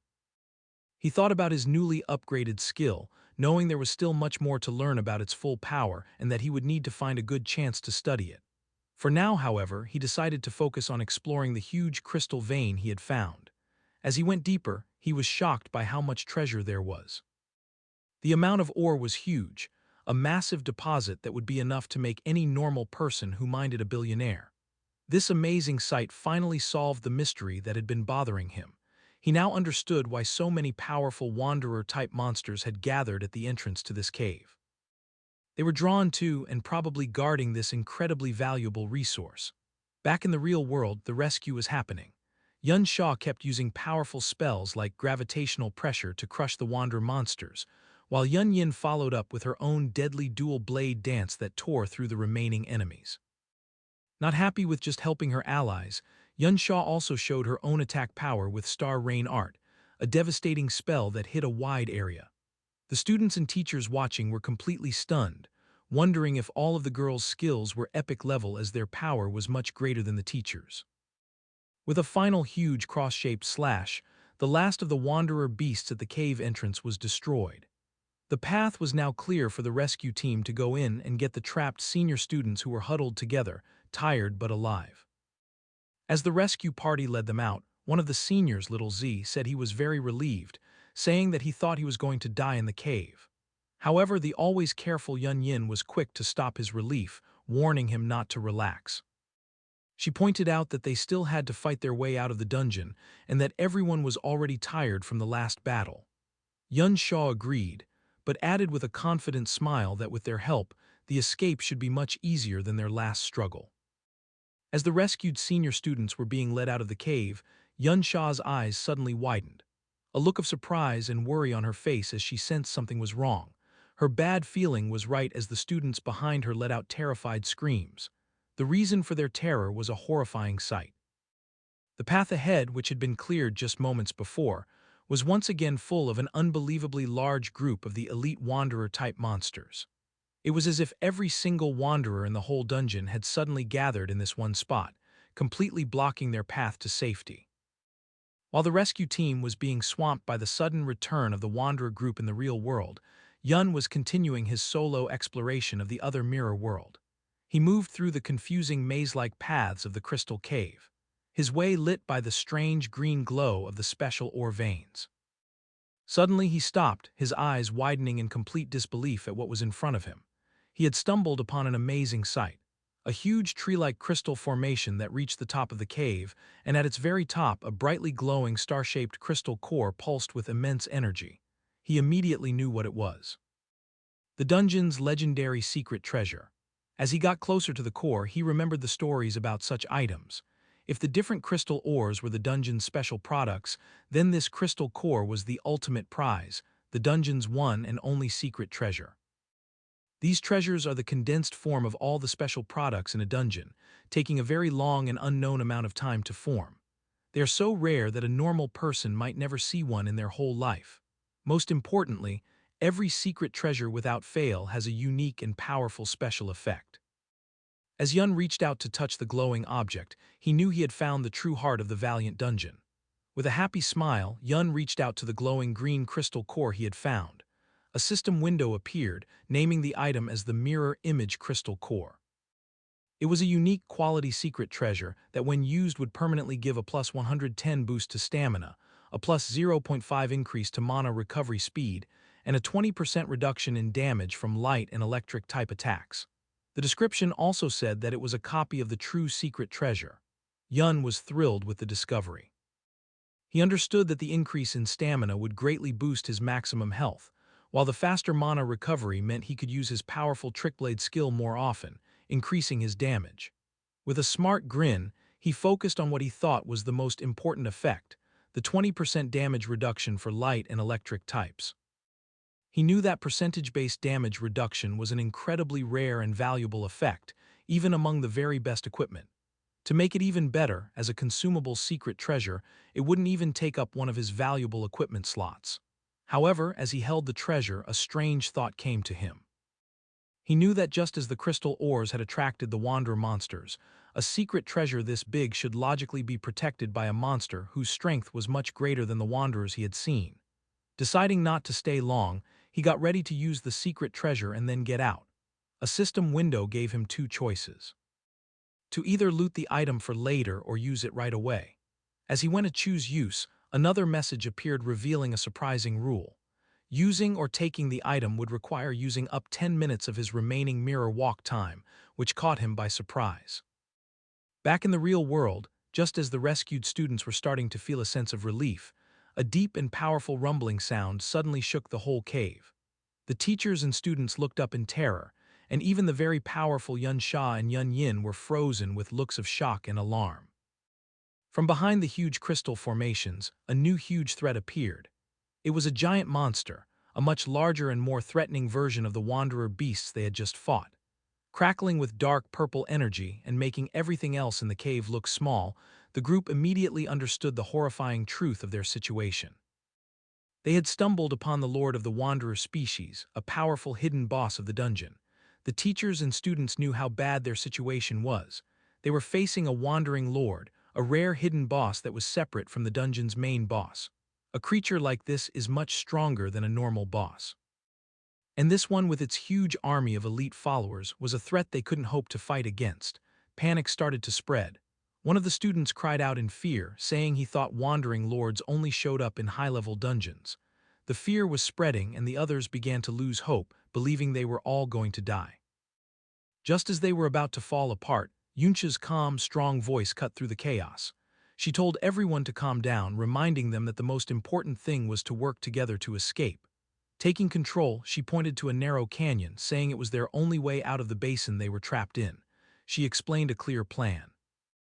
As long as they could break through the line of monsters and get out of the basin, their faster speed would let them get away easily. With a final encouraging shout, she used her powerful starlight mystic art again, strengthening the whole group. She ordered everyone not to hold back and to push forward with all their power towards the canyon exit. Inspired by Yuncha's leadership, the teaching team leader, Li, jumped into action, saying they had to at least get the students out safely. He turned on his light refracting shield. He announced that the teachers would take turns leading the attack with him going first, and he rushed into the group of monsters to make a path. The other teachers and students followed close behind their combined attacks, creating a powerful push forward. Support class members cast healing and defensive spells on the frontline fighters, making sure they could keep moving. Surrounded on all sides, the group formed a tight defensive circle, slowly but surely pushing their way towards the canyon exit as the teachers urged them to hold on. Just as it seemed they might break through, the huge wandering lord stepped in. It let out a mighty roar, a skill called Battle Cry Rally. In response, the regular crystal monsters from all over the dungeon, which had been inactive before, suddenly started moving and began marching towards the basin. They poured into the canyon, their huge numbers forming what seemed like an endless wave of new enemies that completely surrounded the trapped rescue party. The students and teachers could only watch in despair as their escape route was cut off by thousands of new monsters, wondering where they had all come from. The already bad situation for the students and teachers got even worse. The huge wandering lord used a new ability called Crystal Aura. A massive red aura surrounded all the nearby monsters, strengthening them with a huge 20% increase to their health, attack power, and defense. The students on the front line were immediately beaten, crying out in shock at how much the monsters' attack power had suddenly increased. The stronger group quickly got its first victim. A teacher was pierced by several energy beams, screaming that the damage was too high to be healed before he was completely beaten by the attacks and killed. A nearby student shouted in horror, announcing that a teacher was dead. As panic threatened to break them apart, Yun Sha took control once more. She ordered the shield guards to the front to form a defensive line and told the priests to focus their healing on the shield bearers to keep them standing. Even with her strong commands, Yun Sha knew their situation was very bad. She thought that everyone was already tired and they were now just barely holding on. Most terrifying of all, she realized that the Wandering Lord itself had not yet really started to fight, and they were already being pushed to their limit by its strengthened followers alone. Even with their best efforts, the combined forces of the students and teachers were no match for the strengthened, endless group of monsters. One of the teachers, his face serious, said that their efforts were useless and that they couldn't possibly break through at this rate. Seeing that a group defense was pointless, one of the more cowardly teachers decided to leave the group. He turned on a stealth skill, saying that it was every man for himself now. He tried to run, attempting to sneak past the monsters and escape on his own. The teacher, Li, shouted after him, warning him that his stealth skill wouldn't last long enough for him to get away. His warning turned out to be tragically true.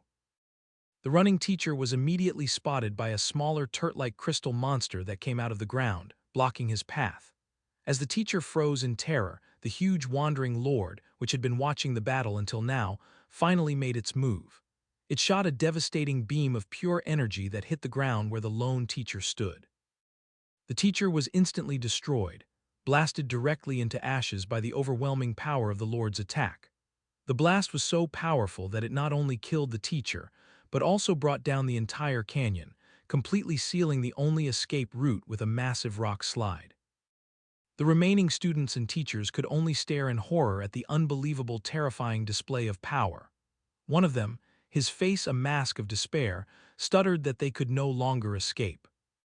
Having sealed their only escape route, the huge Wandering Lord turned its attention to the trapped adventurers, its crystal eyes glowing as it charged another devastating energy beam.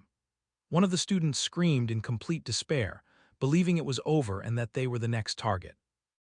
With no way to dodge the attack, the group prepared for the unavoidable, knowing they couldn't possibly block a blast that big. But at the last second, one of the students summoned a massive fancy giant shield that appeared in front of them. The shield, an epic quality level 70 piece of equipment called the Rock Mountain Shield, had a huge amount of defense and resistance. The Lord's energy beam slammed into the giant shield with incredible force, pushing it back and threatening to break it. The teachers and stronger students rushed forward to hold the shield, knowing that if it fell, they would all be finished. Yun Sha, her face strained with effort, explained their desperate plan. The shield was a level 70 piece of equipment, so its durability was sure to be high. However, because its level requirement was so high, no one in the group was actually strong enough to properly equip it and get its stat bonuses. This meant they had to physically hold the massive, hard-to-move object in place with their own strength. She knew this was only a temporary solution, a desperate move that could only buy them a little bit of time. As the students and teachers desperately held the line against the Wandering Lord's attack, their spirits began to break. One of the rescued seniors questioned why a monster of this power was even in the school's dungeon. Another student, his face, a mask of terror and anger, turned on the teachers, blaming them for their situation and questioning why they had been brought there in the first place. One of the teachers, his face serious, wondered if their long struggle to save the trapped students had all been for nothing. The teacher Lei looked on with a pained expression, his only comfort being that at least the two younger students, Yun and Xiao Ju, were safe and wouldn't run into this danger. His thought was immediately proven wrong. To his complete shock, Xiao Jai suddenly appeared at his side, pushing him out of the way of an incoming attack. Lei couldn't understand how the boy who was supposed to be waiting by the valley had gotten there so quickly. As another monster attacked, Lei shouted a warning. Xiao Ju reacted instantly, shouting the name of his skill, Surround Shield, to protect the teacher. However, the monster's attack was too powerful, shattering Xiao Jai's defenses and breaking the group's perimeter. With their formation broken and their main tank hurt, the group was left completely open. There was no one left who could stop the advance of the Wanderer group. With their defensive line shattered, the group was left completely open with no one left to stop the advance of the Wanderer monsters. In a desperate act of bravery, Chao Jai single-handedly charged the monsters, successfully blocking several powerful attacks and protecting the injured teacher, Lele Li. The teacher could only stare in amazement, wondering how the younger student he had dismissed as useless had such incredible strength. But Xiao Jai Unk's solo effort was not enough. The other shield guards' defenses were completely broken, and their entire defensive line was gone. Chioji himself was finally beaten, his armor breaking as he was sent flying by a powerful blow. He lay on the ground bleeding and defeated as the monsters prepared to deliver the final blow. Seeing their last line of defense fall, one of the teachers, his face a mask of sweat and terror, said that their situation was now truly hopeless. Just as the monsters were about to overrun the defenseless group, a blur of motion cut through the chaos. To the amazement of the teacher, Yun appeared standing on top of the body of a defeated monster. He held his massive glowing crystal long sword, his eyes showing a cold, deadly calm. He looked down at his beaten and bleeding friend Xiao Jai and praised him for his bravery. He then turned his attention to the monster group, his voice filled with strong confidence, and said, "Leave the rest to me." A short time ago, back in the mirror world, Yun stood before the crystal core. He realized that since he had found the replica, the original real-world version must still exist. This meant that with his mirror world ability, he could effectively double his harvest of any valuable resource. However, he knew there were limits. He had gathered 75 pieces of the valuable crystal ore, but bringing them all out would require 750 minutes of mirror walk time, far more than he had. He understood that, like the crystal core, each piece of ore cost 10 minutes of his time to bring out. Faced with this limit, he made a choice. He would loot the real-world crystal core, but for now, he would use the replica he found in the mirror world to get its powerful buffs right away.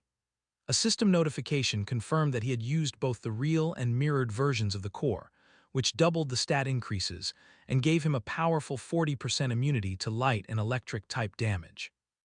After using the core, as he stood on top of the massive crystal formation in the real world, he suddenly felt a powerful vibration shake the whole cave.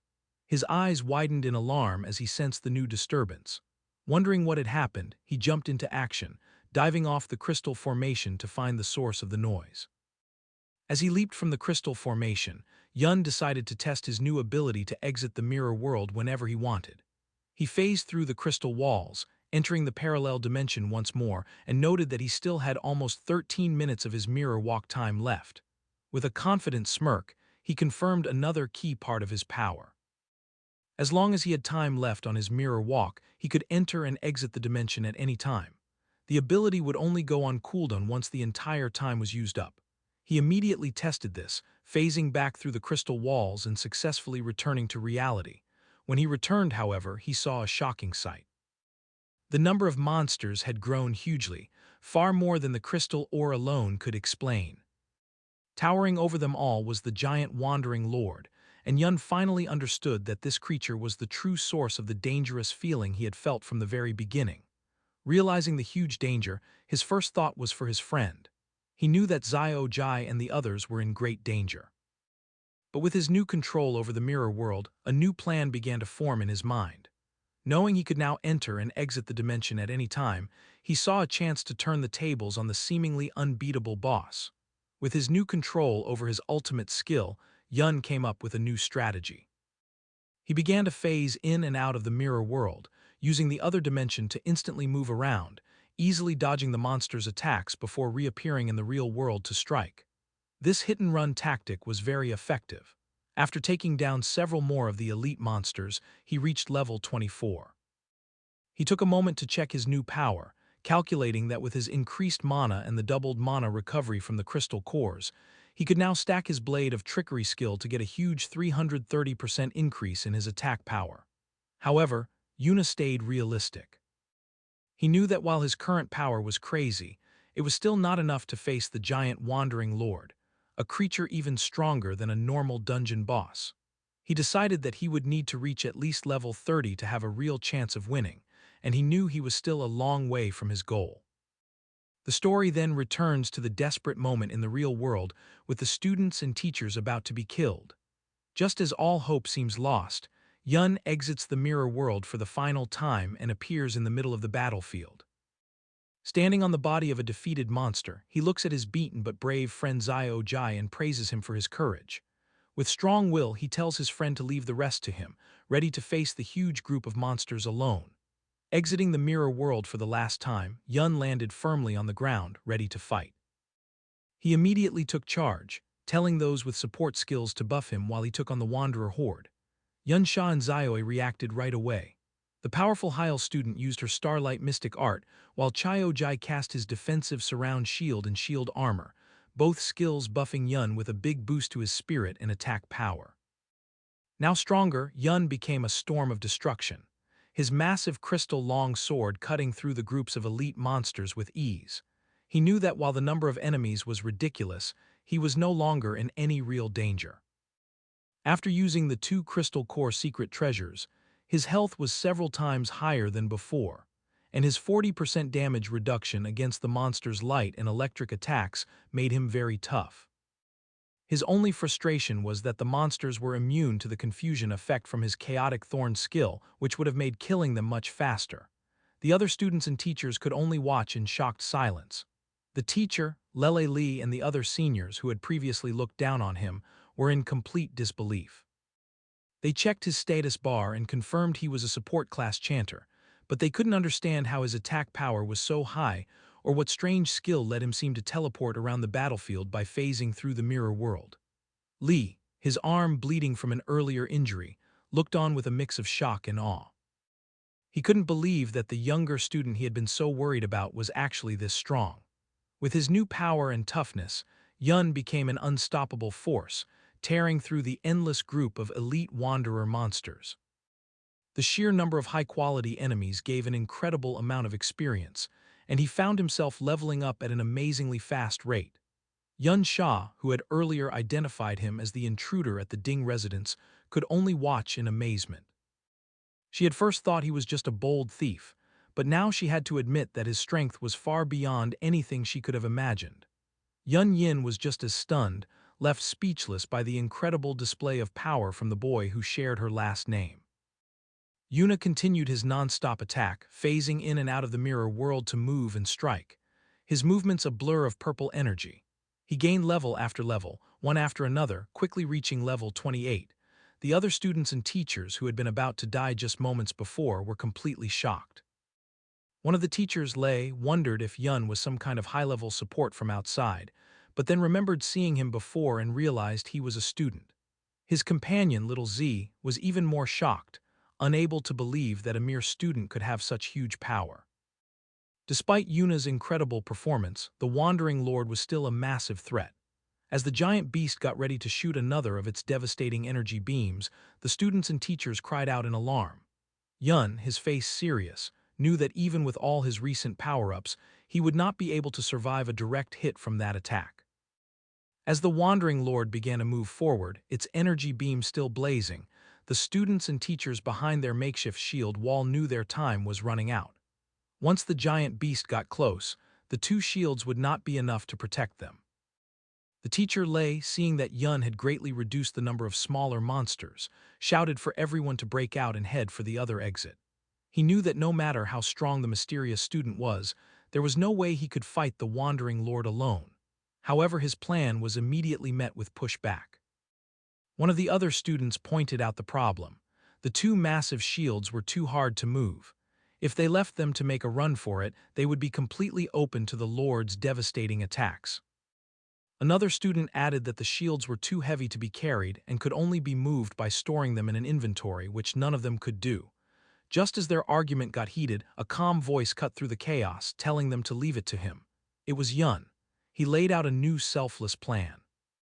He would attack the Wandering Lord to get its attention, giving the rest of them a chance to retreat.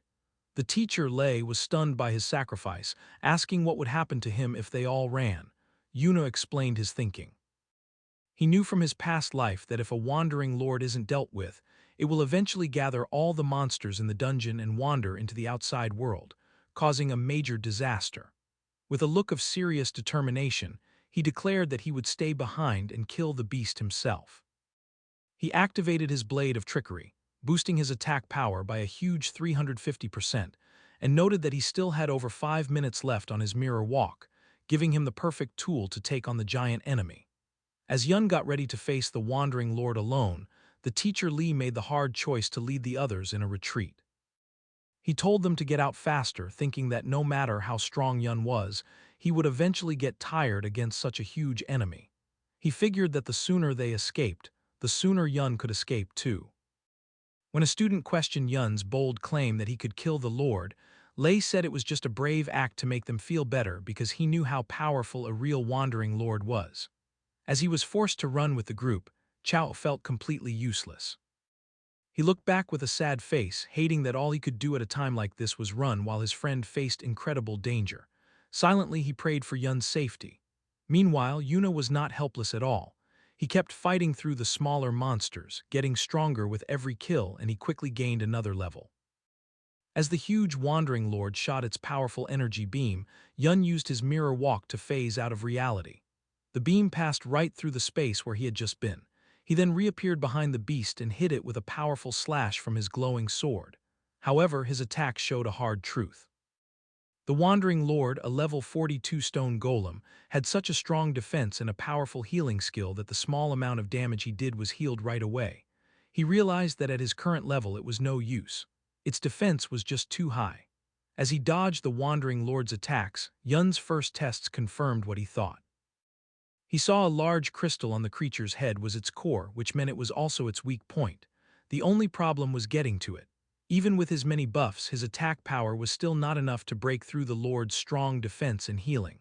To make things worse, his time was running out. A quick look at his status showed that the powerful buffs he had gotten from the others were starting to wear off. His own mana was also very low, and he knew he wouldn't be able to use his powerful blade of trickery skill for much longer. He realized he had only one good option. He needed to get stronger. He needed to level up first by killing the weaker monsters. Just as he was about to start attacking the smaller monsters again, a bright beam of light shot out from a nearby crack in the rock. Yun's eyes widened in surprise as he recognized the light. At that exact moment, the huge Wandering Lord also saw the light, and with a scary show of intelligence shot its powerful energy beam at the crack. Yuna immediately phased into the mirror world to avoid the blast. But as he reappeared, he was shocked to see the beam was aimed at the exact spot where he would show up. He realized with a jolt that the smart boss had already learned his pattern and was guessing his moves. Forced to reappear in the real world in the middle of the Wandering Lord's huge energy beam, Yun was caught in the blast.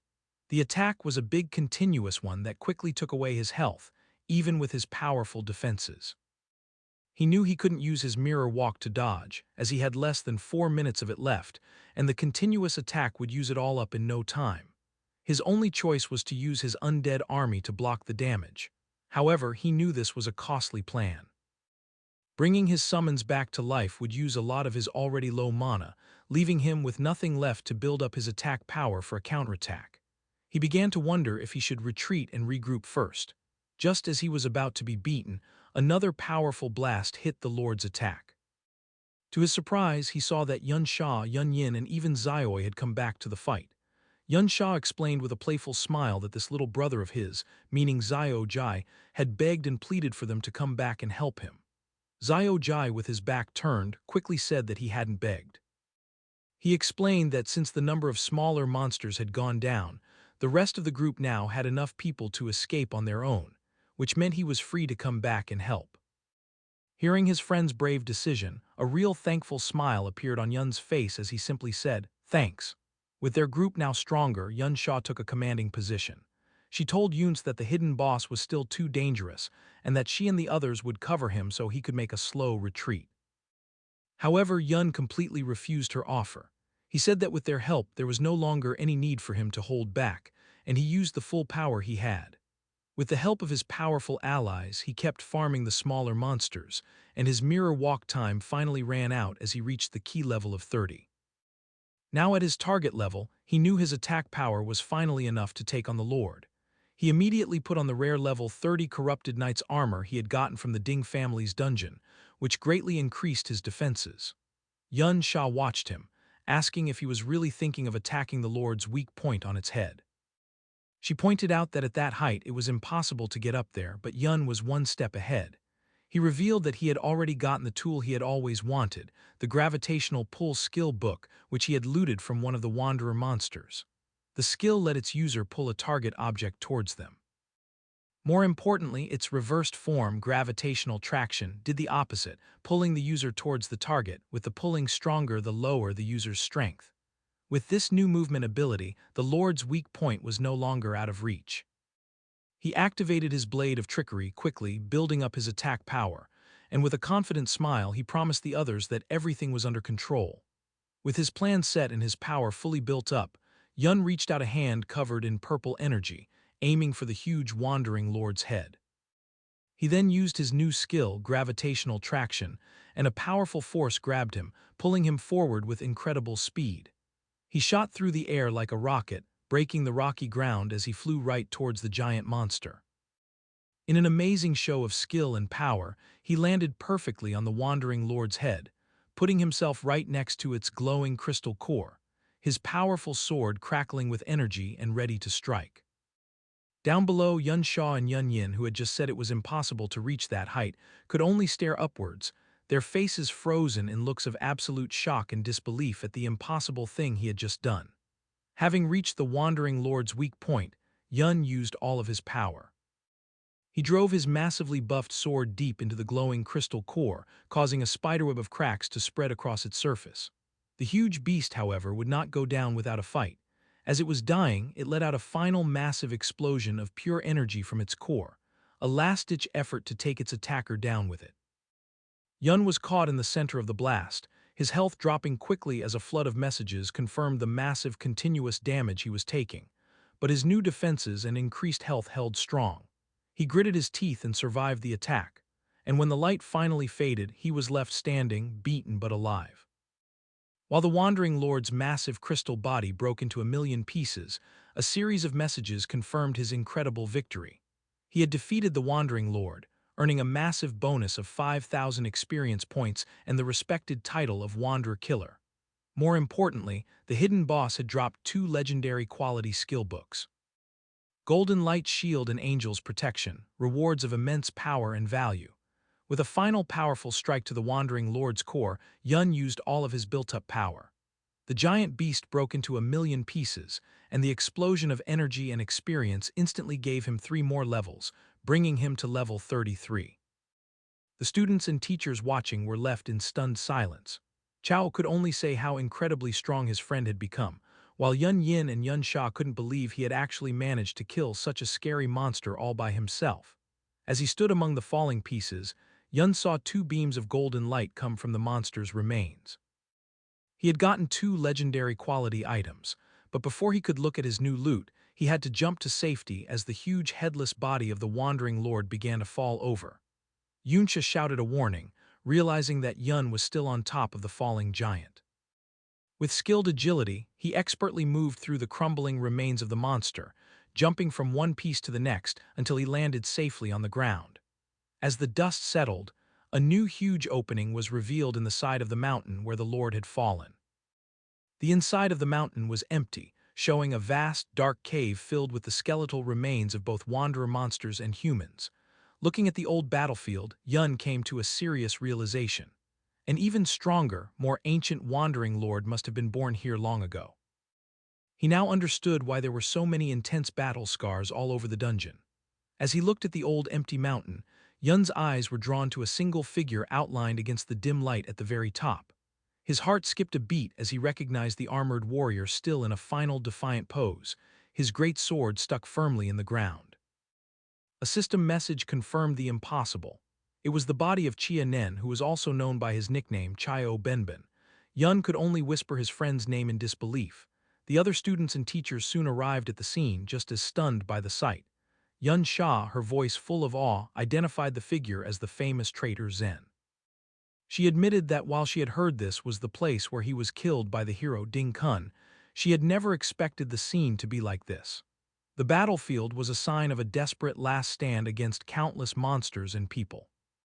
She noted that the heroic, defiant figure before them was completely different from the statue in the modern history memorial hall which showed him being stepped on. This, she declared, did not look like someone who would be so easily beaten. Yuna stayed silent, his face a mask of grief and sadness as he looked at the remains of his fallen friend. Xiao Jai, his great-grandson, finally spoke. He told Yunce that while he probably wouldn't believe him, he now thought that his great-grandfather might not have been a bad person at all. As Xiao Jai stood before his great-grandfather's remains, he began to explain the truth he had found.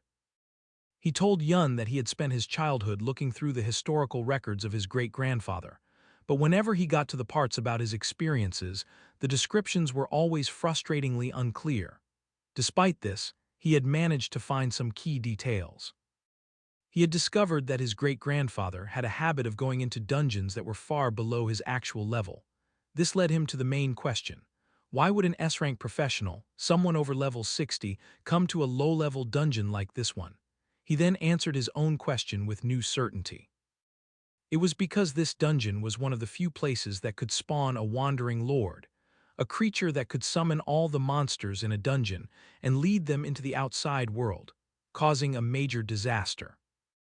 He explained that back in those days, the government didn't have enough soldiers to defend against the constant threat of monsters coming out of dungeons. They had to rely on a few powerful and responsible professionals to regularly clear out the most dangerous threats. His great-grandfather, he declared with pride, was one of those heroes. He hadn't been a traitor. He had come to this dungeon to stop a potential disaster before it started.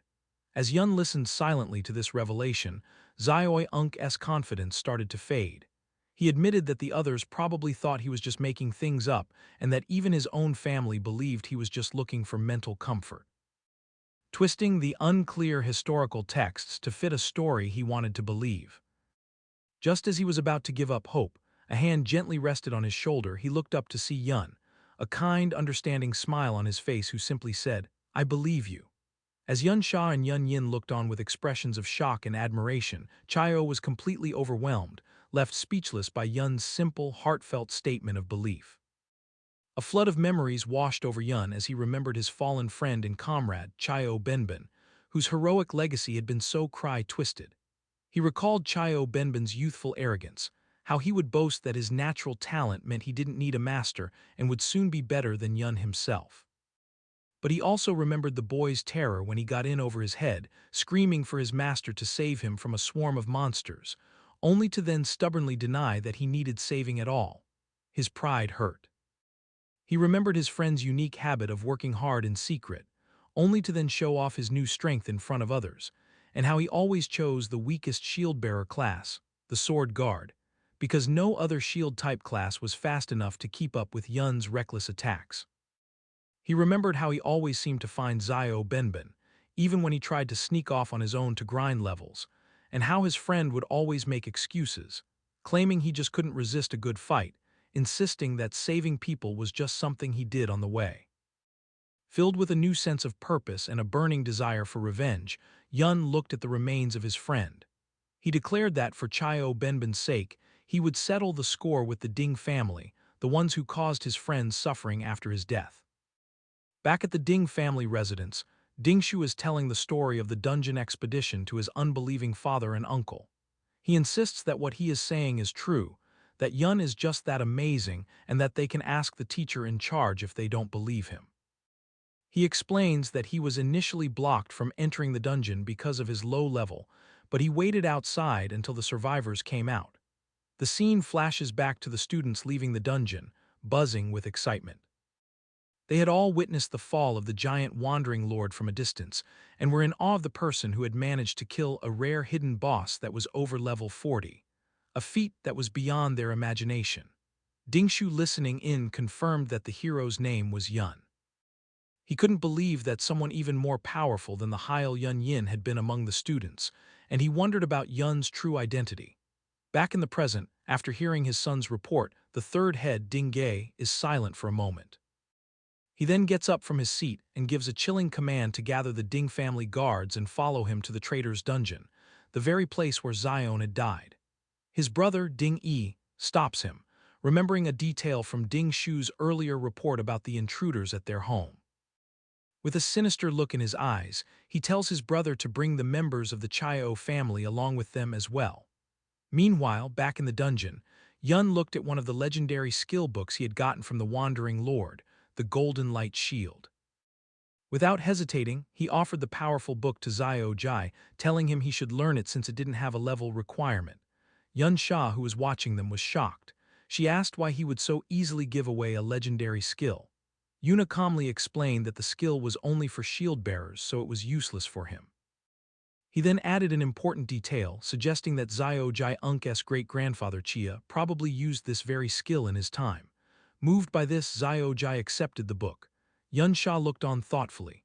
She commented that while Choji might not have many powerful skills, Yun certainly had plenty of them.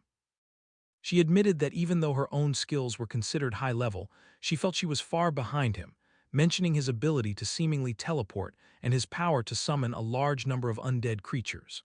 Her mention of the undead made Yun's expression turn serious as his eyes glowed. He suddenly remembered a key detail about his power. His undead summons were created from souls he found in the mirror world. This led him to a deep realization. If other souls also went to the mirror world after they died, then it was possible that his old friend Zion's soul was waiting there as well. After his sudden realization, a look of nervous excitement crossed Yun's face. A system message confirmed that his mirror walk ability was ready again, giving him a full 30 minutes to explore the mirror world. He immediately wondered if he could use this chance to find his old friend's soul. With a determined look, he activated the skill, his body covered in a familiar purple light. As he stepped into the other dimension inside the strange blue-green landscape of the mirror world, he found what he was looking for. A powerful ghostly figure in full armor with a calm but strong presence. Yun was filled with emotion, whispering the nickname of his fallen friend, Chio Benben, confirming that his friend's soul had indeed been waiting here all along. Back in the real world, time had passed and Yun Yin went up to Yun Sha, reminding her that they should be leaving soon as she had an important audience ceremony to go to.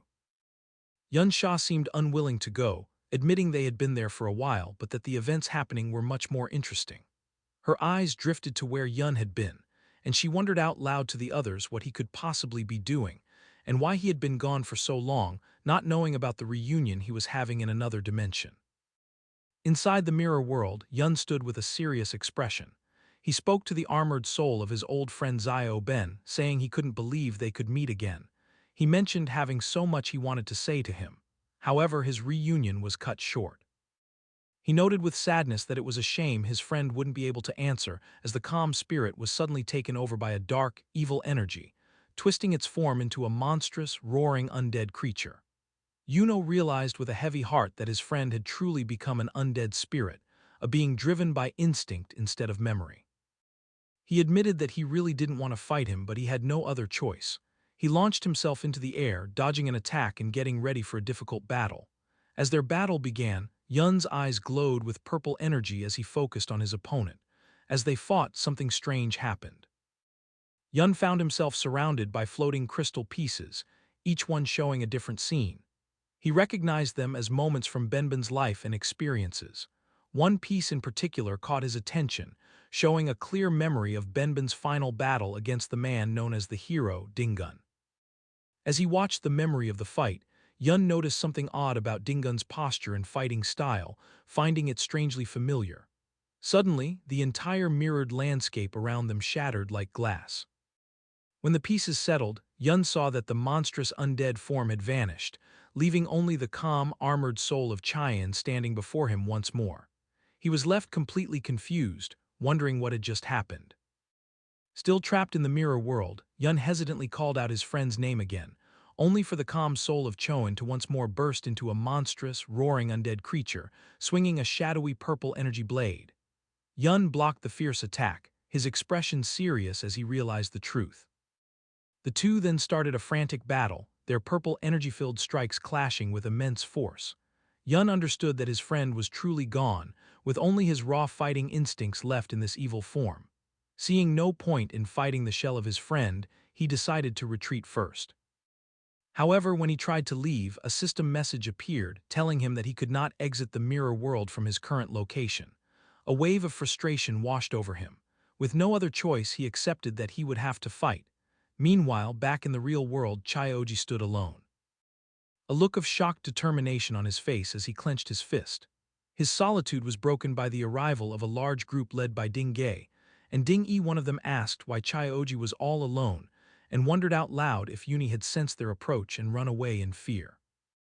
Dinga looked down on the boy with a smug grin, saying that this was only half the fun. Xiao Jai, trying to act like he didn't know what was going on, asked Ding Shu why he had come and if he was also there to level up. Ding scoffed at the act, telling the little brat from the Chao family to stop pretending. He directly accused Xiao Jai of being the one who helped Yun sneak into his house and steal their property. When Xiao tried to deny it, Ding Shu leaned in threateningly, asking if he thought he wouldn't recognize the sound of his screams. The threat sent a chill down Xiao Unk's spine, his face turning pale with fear. Brushing the matter aside with a cruel wave of his hand, Dingay announced with a sinister smile that none of that was important now, as he had brought Xiao Jai a little gift. Chioji Unk's face showed pure terror as Dingay repeated his sinister offer, revealing his little gift. As Chao's eyes widened in horror, a group of tired-looking people were brought forward by the Ding family guards. It was his own family. He recognized them in disbelief, whispering the names of his grand-uncles, grand-aunts, and finally his own mother, who looked back at him with a tired, defeated expression. Before he could understand the situation, one of his elderly relatives, his second granduncle, exploded with rage. He screamed at Xiao, telling him to kneel and apologize to the hero's family and to Ding Shu. Xiao, looking down, started to say that he didn't want to live like this anymore. But his granduncle cut him off angrily, asking what he had taught him about how to act in front of the Ding family, screaming at him to kneel once more. This was the last straw for Chaoju. He snapped, his voice filled with years of held-back anger and shame as he shouted back, asking if the Chao family was meant to be the Ding family's dogs for generations. His defiance shocked his family members, who looked on in horror. However, another one of his relatives, Xiali, stepped forward and strongly agreed with the old man, shouting that for the descendants of a terrible traitor, being dogs was more than good enough. The pressure on Chao grew as another female relative tearfully asked if he was trying to get their whole family killed, begging him to think of his father. She reminded him of how hard his mother had worked to support the family ever since his father had gone mad, trying to make him feel guilty and give in. After a moment of silence, Chaoji's attitude changed completely. He turned and pointed with passion towards the skeletal remains of his ancestor on the mountain. He declared to everyone that the truth was that his great-grandfather had come to this very dungeon to stop a cataclysm before it could happen. He insisted that his ancestor was only defeated because so many people had ambushed him, causing his heroic sacrifice. He explained that he had been collecting information about his great-grandfather for a long time, but had always been missing the final clear evidence. Now, with the scene of that final battle right before their eyes, he had the proof he needed. With fire in his eyes, he proclaimed that his ancestor was no traitor and that the official history was just propaganda. He turned to his stunned family, telling them that if they made this truth public, they could finally clear their ancestor's name and escape their life of servitude. His voice rose with righteous anger as he declared that the Ding family had no right to treat them this way, and that their other relatives should never have died for such a lie. His passionate speech was met not with denial, but with a burst of condescending laughter from Ding Gay, who found it childishly amusing. He then calmly walked forward, a smug look on his face, and confirmed that everything Xiao Jai had just said was in fact correct. He admitted that Xiaoan was indeed killed in an ambush and was not an evil man. Then, with a chilling lack of regret, he revealed the final damning truth. His own grandfather, the hero Ding Kun, was the one who had planned that ambush to make his fortune. Xiao Jai could only listen, stunned into silence by the casual confession of the crime that had ruined his family for generations. With a manic grin, Dingay leaned in close to the horrified Xiao Jai and cried dismissed the truth, asking who even cared about it. He declared that the official story was all that mattered. Xion was an imperial traitor and therefore he was vile.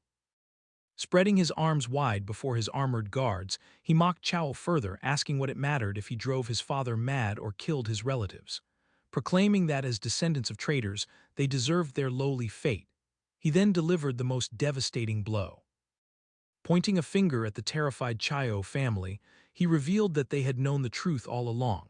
He asked Xiao how else he thought the relatives he'd mentioned had died, implying they were silenced for knowing too much. With the mental torment complete, Ding Yi adjusted his tie with a smug smile and gave a simple, chilling command for them to kneel. Immediately and without a word of protest, the entire Chaio family, including the elderly, fell to their knees in submission. Xiao Jai's mother, now kneeling on the cold ground, pleaded with her son, whom she called Ai. She begged him to admit he was wrong and stop resisting, telling him it was useless. With tears streaming down her face, she confessed her deepest fear. After his father went mad, she couldn't bear to lose her son as well. Hearing his mother's heartbreaking plea, Chaioji stood frozen, his body filled with despair and conflict. Just as his spirit was about to break, a new gentle voice cut through the tension.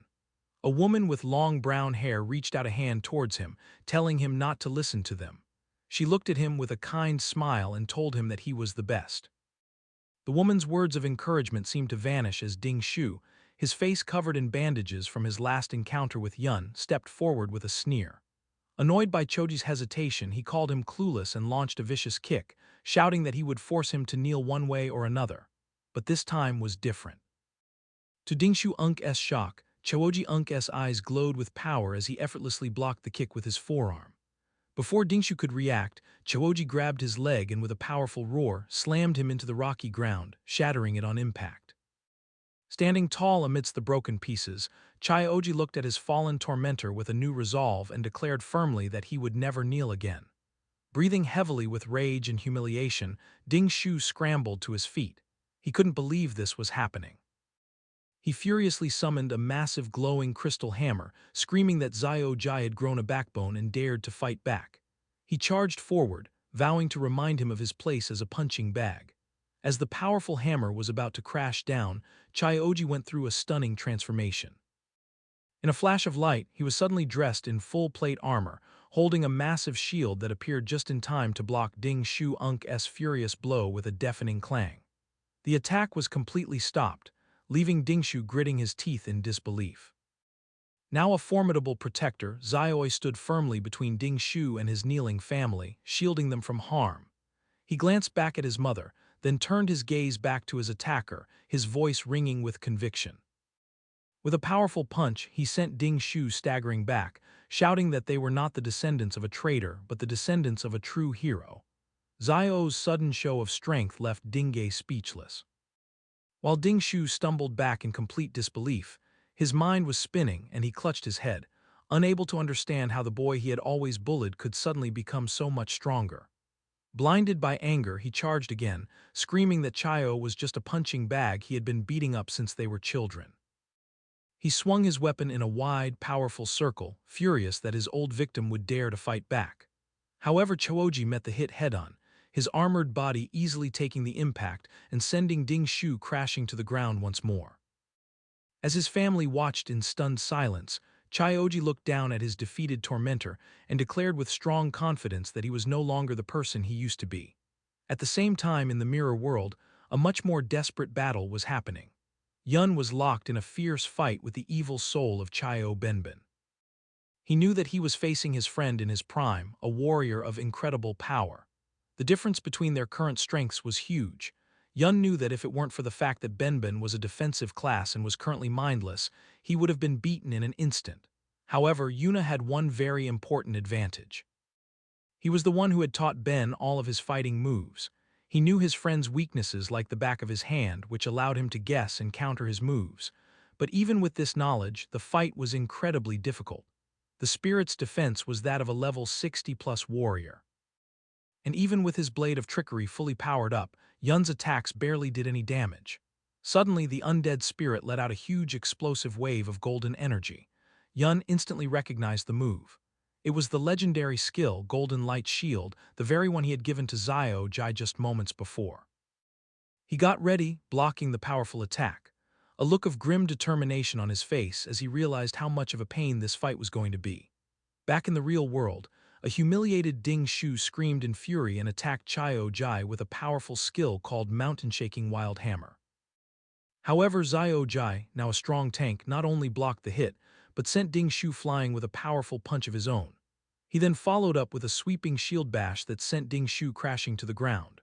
Watching this pathetic display, Dingay sneered at his nephew, asking how he could now be losing to the little brat from the Chaio family. Deciding to take matters into his own hands, He announced that he would take out Dingshu Unk's anger for him and lunged at Xiaoju with a powerful, energy-filled strike. As his fist was about to hit, he was met with a blinding flash of golden light. He looked on in disbelief as he realized Chao Jai had summoned a huge crackling energy barrier, the legendary Golden Light Shield. With his new power, Chao Jai taunted his attackers, calling the so-called hero family nothing but cowards who didn't even dare to fight one-on-one. At the same time, in the mirror world, Yun was facing the very same legendary skill. The undead spirit of his friend was protected by the same bright golden shield, and Yun was letting out a relentless series of purple energy slashes against it. He knew exactly how the skill worked. As a legendary ability, the Golden Light Shield's defensive power was not just based on the user's stats. As long as it wasn't hit by a single attack that was more than double its endurance limit, it could take at least 10 direct hits. However, it had a critical weakness. It was a consumable skill. Even the smallest amount of damage would drain its energy, and Yun was using this flaw, chipping away at its power with each strike. Back in the real world, the golden light shield protecting Chao Jai finally broke under the relentless attack from the Ding family members. Dingay scoffed, not impressed by the legendary skill. With a look of pure evil, he declared that it wouldn't have mattered even if the Trashin himself had used it. Holding the beaten Dingshu in a headlock, Chaoju shot back with new courage, claiming that if his great-grandfather were truly there, Dingay would be the one on his knees, begging for mercy. Enraged by this defiance, Dingay let out a wave of powerful red energy that sent everyone flying. He loomed over the armored Chao Gi, mocking his ancestor as a useless fool who died in a low-level dungeon. He continued his rant, saying that even if Choan were present, he too would be forced to kneel. To prove his point, he stomped his foot, letting out a powerful skill gravity shockwave that caused the very ground to erupt in a violent upheaval of rock and force. The attack hit Chio with brutal force, causing him to cough up blood, but he miraculously stayed standing. Ding looked on with a surprised smirk, commenting on how tough the boy was. He then summoned a huge glowing crystal axe, his expression turning sadistic as he wondered out loud how Xiaoi would stand after he chopped off his legs. As he raised the axe to strike, Chai-Oji's mother threw herself in front of her son, desperately pleading with the third master to spare him, claiming he was just young and foolish. She fell to her knees, offering herself in his place, begging Dingay to do whatever he wanted to her instead. Her desperate plea gave Dingay a new cruel idea. A wicked smile spread across his face as he looked from the mother to her son. He then gave a horrific ultimatum to the bloodied and cornered Xiao Jai. If he refused to kneel, he would kill his mother, right in front of him. Losing his patience with the standoff, Dingay casually dismissed his threat, claiming there were plenty of other people to kill as he swung his axe towards Xiao Jai's mother. Panicked, Chaoji screamed for him to wait, his resolve finally breaking as he prepared to give up. But before he could say another word, the entire area was rocked by a massive explosion of dust and debris that erupted from the ground, blocking everyone's vision. When the dust finally began to settle, the Ding family guards and the Chao family were left staring in stunned silence at what had appeared. Before them stood a towering ghostly figure in full dark armor, radiating an intimidating blue aura. Ding, his axe still raised, could only stare in utter disbelief. Recognizing the impossible figure before him, he stammered out the name Xion. The revelation sent shock waves through the crowd. Zio's mother looked on, whispering, "Grandfather," in a mix of awe and terror, while the Ding family guards erupted in panicked confusion, questioning how a dead person could possibly be resurrected. One of the Chao family elders, however, recognized the ghostly form for what it was, identifying it as an undead. At that moment, another figure emerged from the dust cloud, standing calmly beside the formidable undead warrior. It was Yun. He looked at the stunned crowd with a cold, accusing glare, reminding them of how they had all looked down on Xion just moments before. With a smirk of grim satisfaction, he declared that it was only natural for Chayan to crawl back from the depths of hell to settle the score with them all. The tall, ghostly form of the undead Xion stood as a silent protector before the stunned crowd. After his initial shock, Dingay scoffed at what he thought was just a trick and angrily ordered his guards to attack. A squad of armored warriors rushed forward with their weapons raised. However, they were met with a display of skill they couldn't understand. The undead hero moved smoothly, its sword and shield a blur as it effortlessly blocked all their attacks at once. The Chao family elders watched in awe, one whispering in disbelief, asking if that incredible warrior was really. Chayaja was also amazed, seeing the mastery in the parry and how it stopped so many skilled guards at once. From a distance, Dingay saw the undead was one of Yun's summons, like the small fry he summoned during the raid on their home. Seeing the spirit was only level 33, he sneered. He declared that even as the spirit of Zion, it was still weak and charged forward with his flaming axe to finish it himself. As Dingay's powerful blow came down, the undead warrior's weapon was coated in a strange, thick energy. To Dingay's complete surprise, his attack was perfectly parried with enough force to send him stumbling back. Angry and embarrassed, a red aura exploded around him as he called the parry a mere trick. Shouting that skill was useless against pure power. He then unleashed a powerful charging skill, Boulder Bash, planning to crush the undead warrior completely. But just as the huge attack was about to hit, the undead Choan again summoned the bright golden light shield.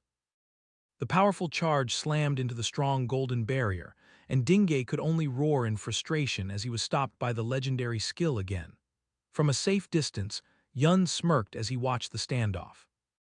He taunted the struggling Dingay, explaining that even as an undead, Ben was still an S-class spirit, and the legendary golden light shield alone was more than enough to keep him busy for a long time.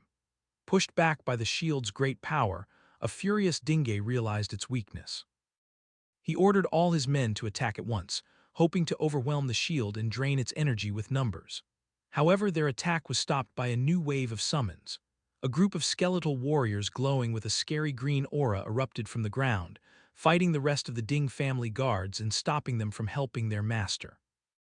Annoyed by this new delay, Dingay changed his plan. Calling the summons a small problem, he activated his own power, putting on a full set of strong, glowing red armor. With his power now boosted by a skill called Blazing Fury, he declared the summons didn't matter. He realized the real target was the summoner himself.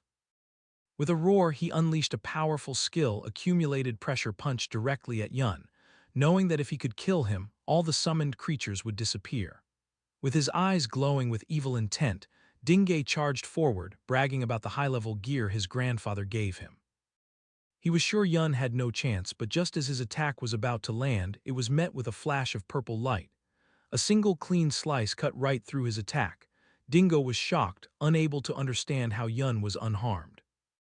Before he could figure out what happened, Yun unleashed a rush of red energy slashes, a skill called Tearing Claw that completely erased Dingay's attack. Dingay could only stare in disbelief as his powerful skill vanished. In that moment of confusion, Yun appeared behind him in a flash and stabbed him with his sword. As Dingay stumbled from the surprise attack, Yun saw his opening and called to his ghostly ally. The undead Zion responded right away, its sword crackling with bright blue energy. In a perfectly timed move, Yun leaped high into the air, using the undead hero's outstretched sword as a launch pad to launch himself forward with great force. He shot towards the wounded Dingay and delivered a powerful spinning slash that sent the third master of the Ding family flying, bleeding and cursing in pure anger. With his eyes glowing with cold focus, Yun continued his non-stop attack. He unleashed a powerful rush of purple energy slashes that completely overpowered Dingay. Yun moved in with lightning speed, his blade cleanly cutting off Dingay's arm. Dingo screamed in pain, holding the bleeding stump and desperately calling for a priest to heal him. In his panic, Yun appeared right behind him.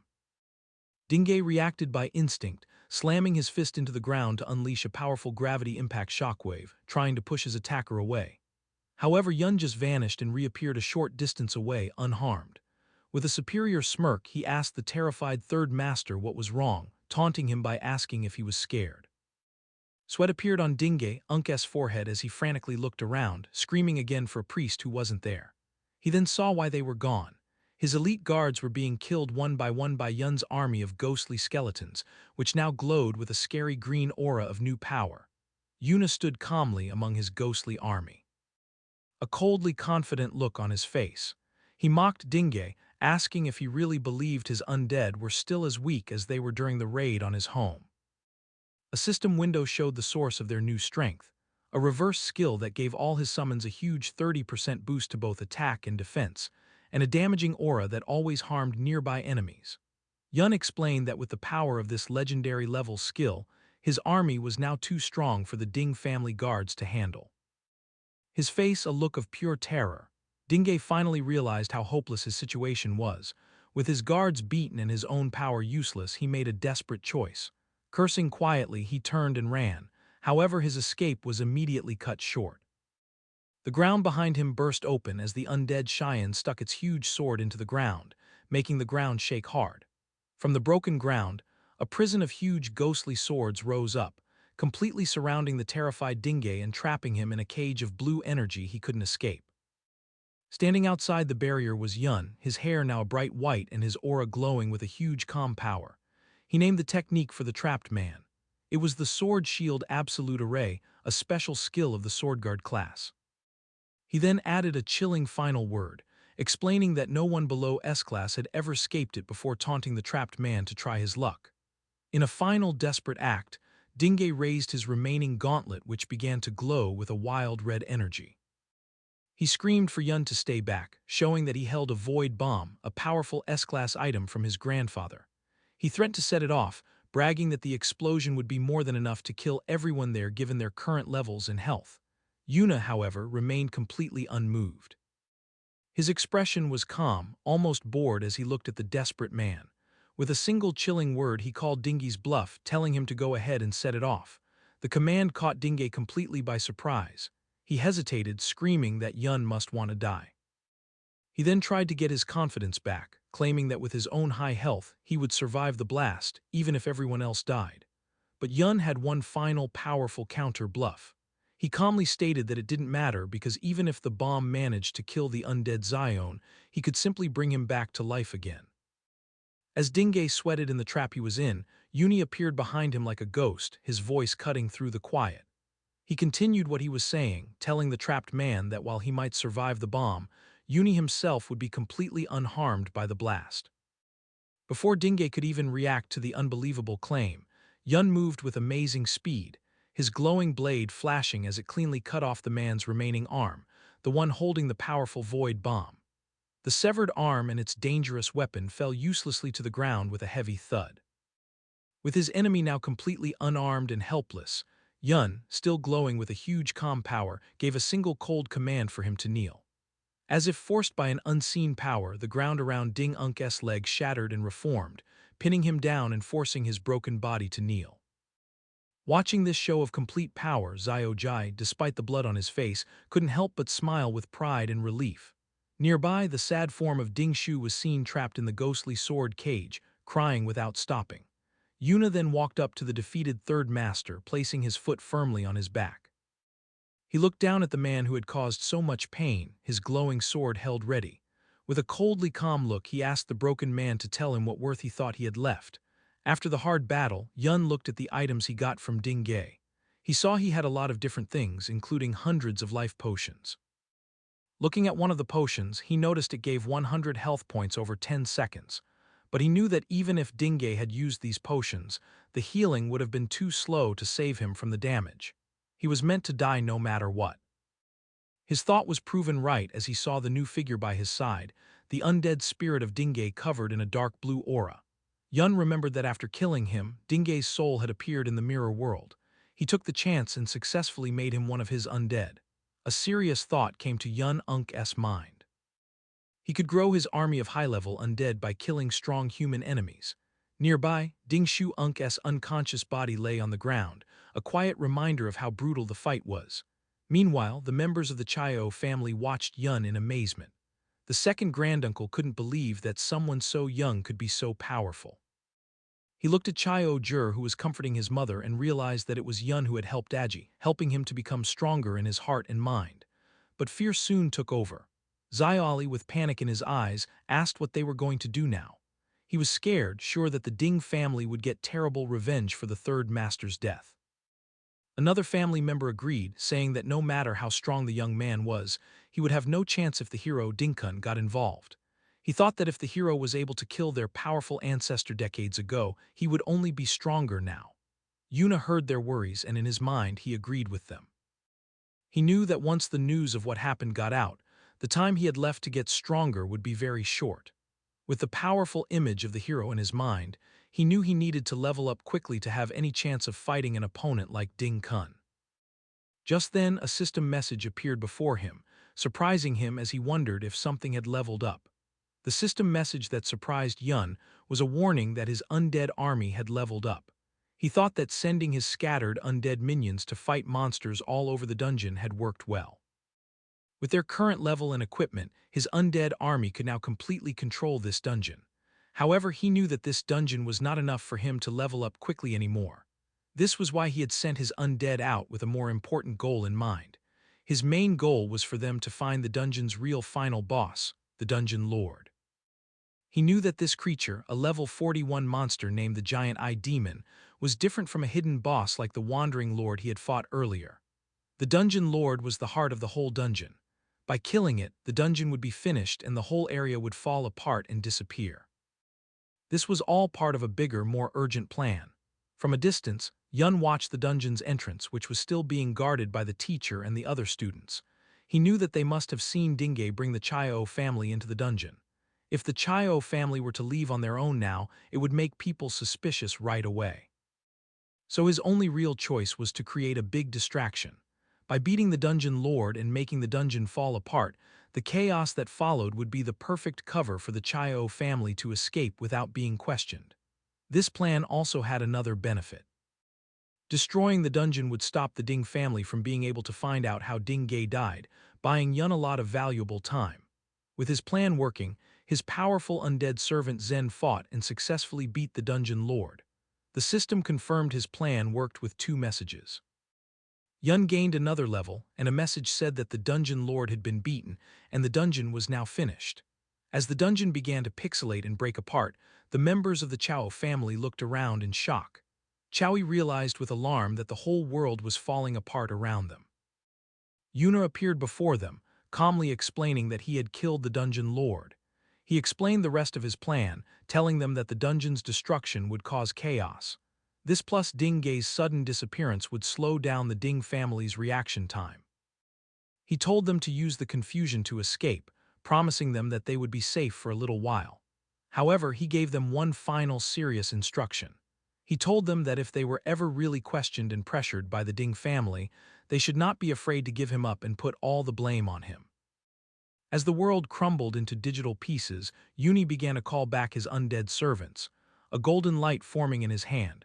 Just then, a system message surprised him.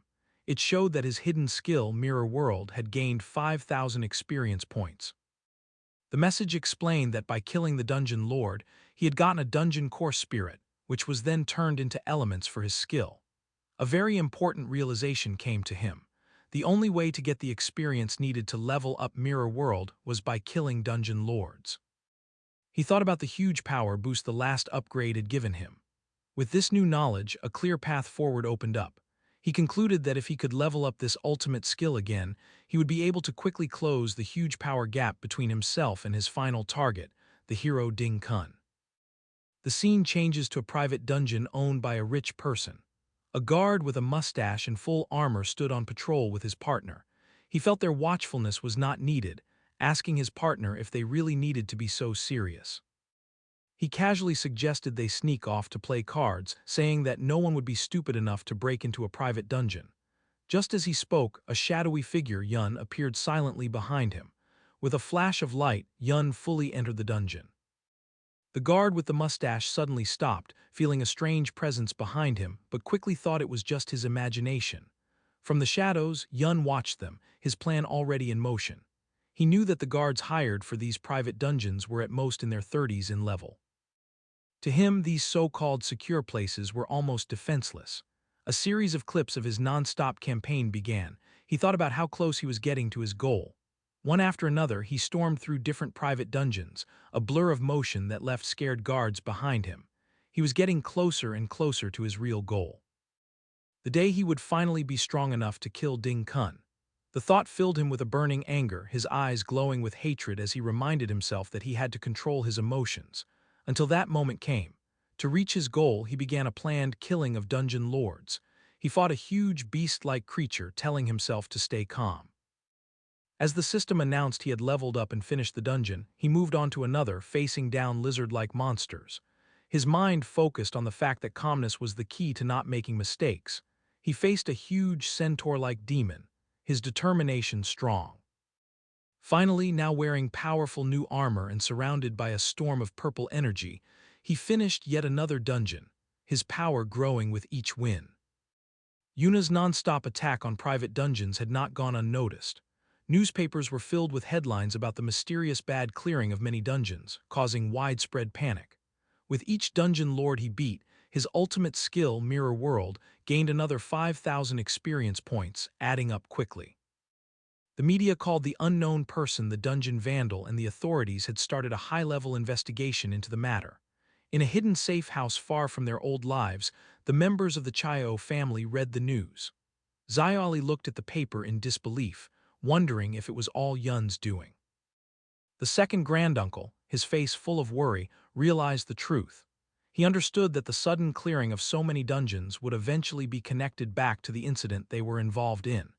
He concluded that Yuni was purposely drawing the Ding family's attention to himself to create a big distraction.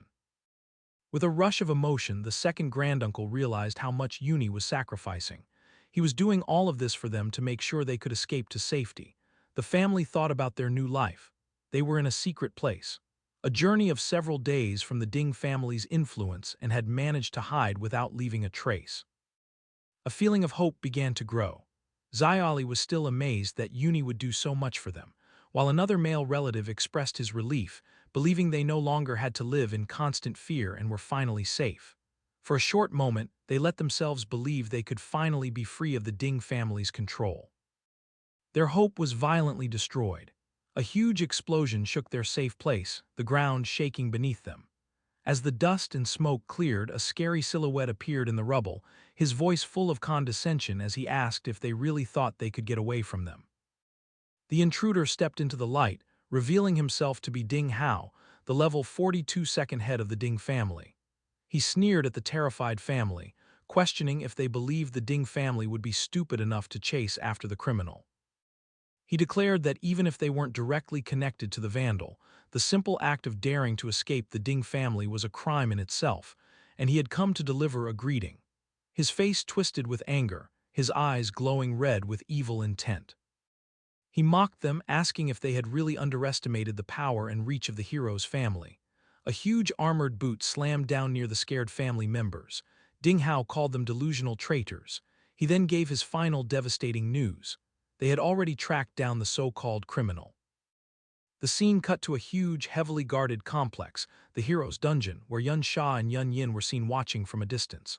At that very moment, Yuna, now level 42, stood at the entrance to that same dungeon.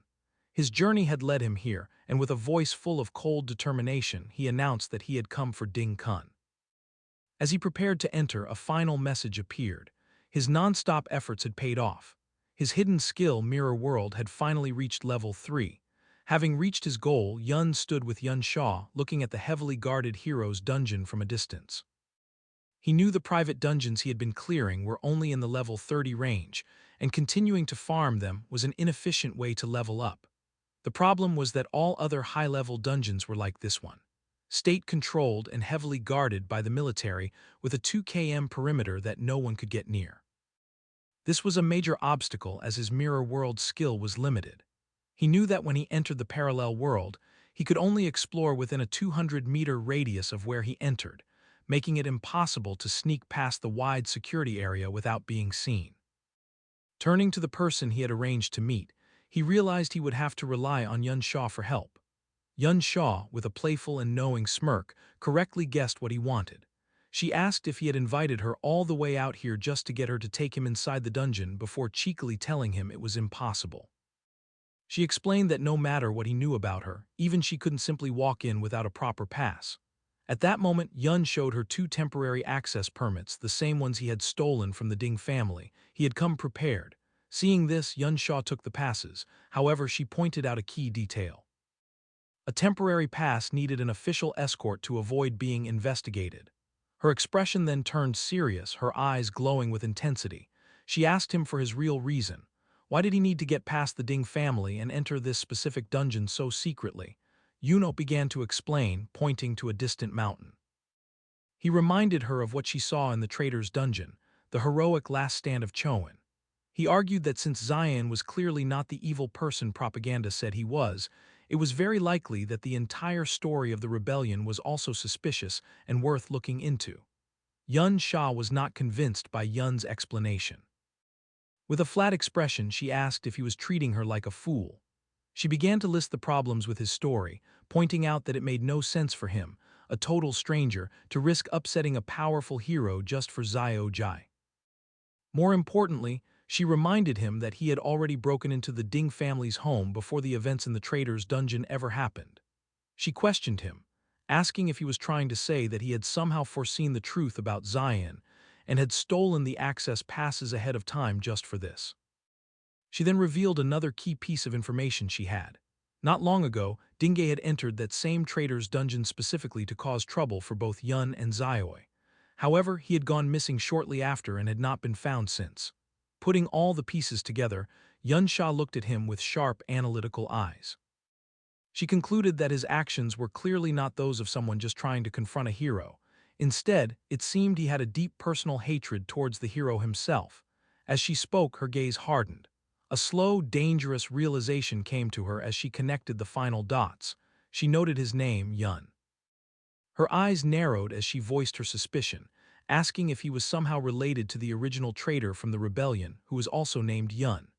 Yuna met her accusation with a playful, disarming smile. Instead of answering directly, he turned the question back on her, pointing out that her last name was also Yun. He asked if that meant she was also related to the famous traitor. The counter question clearly made her nervous. She stammered, insisting that she hadn't done all the suspicious things that he had. Then, in a moment of frustration, she revealed a secret. Her last name wasn't actually Yun. She confessed that she had only changed her name to avoid being bothered. Yuna immediately used her confession, playfully pointing out that if her name wasn't real, how could she be so certain that his was? His tone then shifted, becoming more challenging.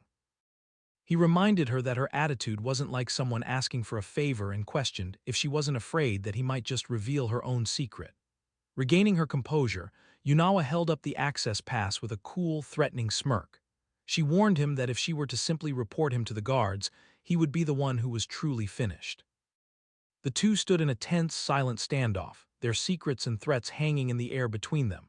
When Yuncha threatened to expose him, Yuna simply smiled and stated with confidence that he believed she wouldn't do it. This left her flustered and annoyed.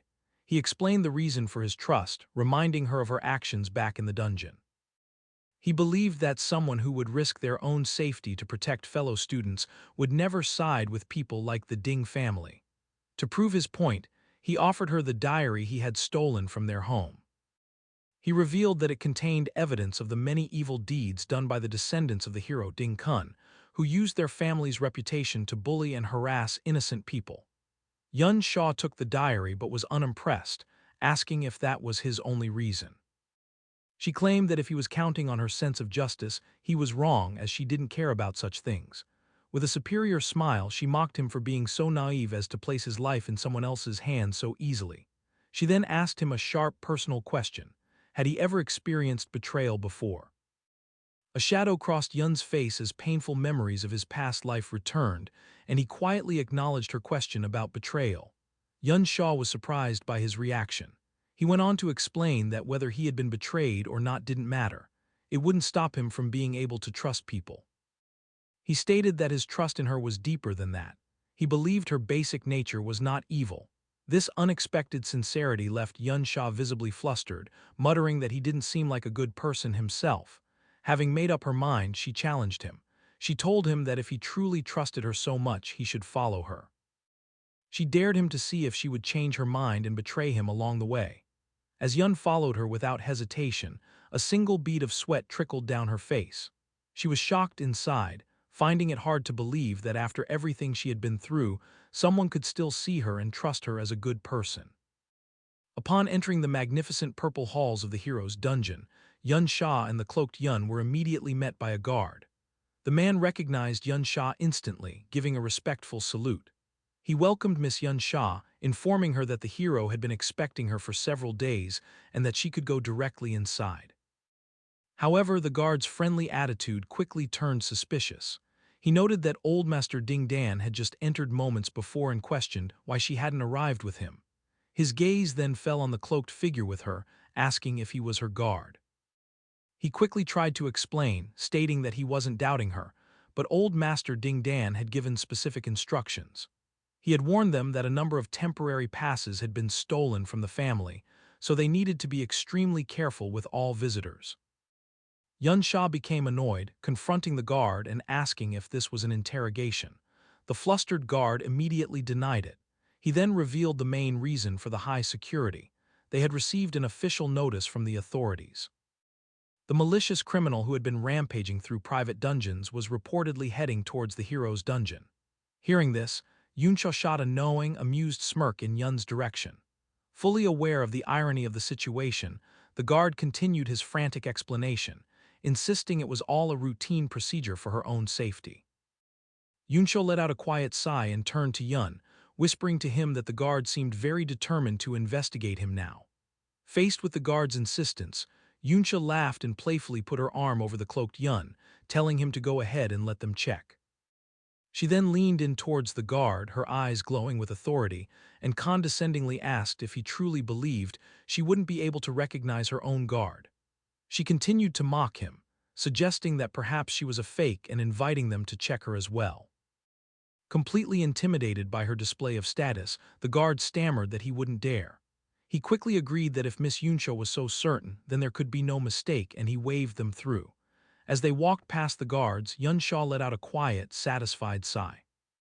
While passing through the dungeon's portal, she thought to herself that Yun's true identity must be even more important than she had first imagined. Once they were safely inside, she turned to him and stated that based on the trust he had placed in her, she had fulfilled her promise and brought him in. She added that she would not interfere with whatever he planned to do next. However, she made it clear that her help ended there. Yuna simply thanked her. He then summoned a cloaked skeletal undead minion and told her to take it and leave. He explained that by doing this, anything he did from that point on would not be connected to her, protecting her cover. Yun then vanished. Yun Sha seemed slightly impressed by his thinking, remarking that he had some conscience after all. After she left, Yun immediately entered the mirror world, the familiar blue-tinted landscape appearing around him. Now uncloaked, he looked at his system, a new reverse skill displayed before him. With a look of grim satisfaction, he stated that he could finally put his new power to use. The power from his newly upgraded level 3 mirror world skill. Yuna looked at the system window showing his hidden skills. His ultimate skill, Mirror World, had reached level 3. He decided to test his new power, activating the level 3 Mirror World.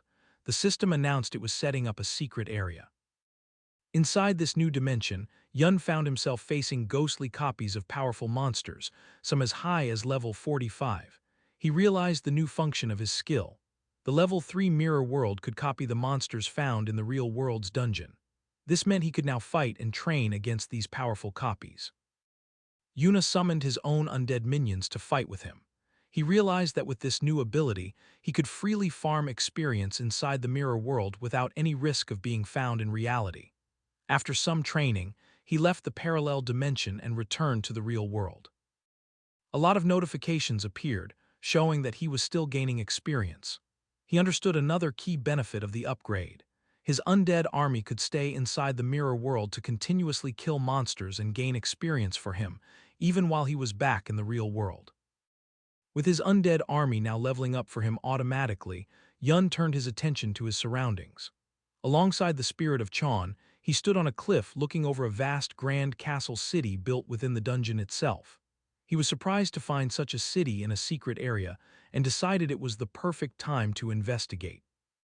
As they walked through the woods, Yun remembered the information he got from the Ding family's diary. He figured this city must be where his target, Dingun, lived. He thought about how little he really knew about the so-called hero. He thought that all he knew was that Ding Kun reached S-Class many decades ago and hadn't shown his true strength in public since. Even a high-ranking family member like Ding Gai did not know the hero's full power. Yun knew that having more detailed information would give him a much greater chance of success in his quest for revenge. He found it strange, remembering that in his past life he knew of every person who had reached S-Class rank, yet Dinkan seemed to have appeared out of nowhere. Hoping for a clue, he turned to the undead spirit of his old friend. He called him by his nickname Benben and asked if he knew who Dingan was. However, the spirit of Zion could only tilt its head in confusion. Unable to answer, Yuna expressed his disappointment, wondering if his attempt to talk with his undead friend was still useless. He thought that when his SSS rank skill Mirror World reached level 3, the intelligence of all his undead minions was greatly improved. The improvement was most obvious in the spirit of Chayo Benben Nen. However, he concluded with frustration that his friend's soul had still not recovered enough to be able to talk properly. Looking out over the huge castle city within the dungeon, Yun held onto a small piece of hope. He thought that perhaps if he continued to level up Mirror World, Ben might eventually get more of his consciousness back. Meanwhile, inside a grand hall in the castle, Ding Dan walked down a large staircase, reporting to his father. He was worried about his favorite Ding Gay, whom he called third brother, saying that he was still missing and they didn't know where he was.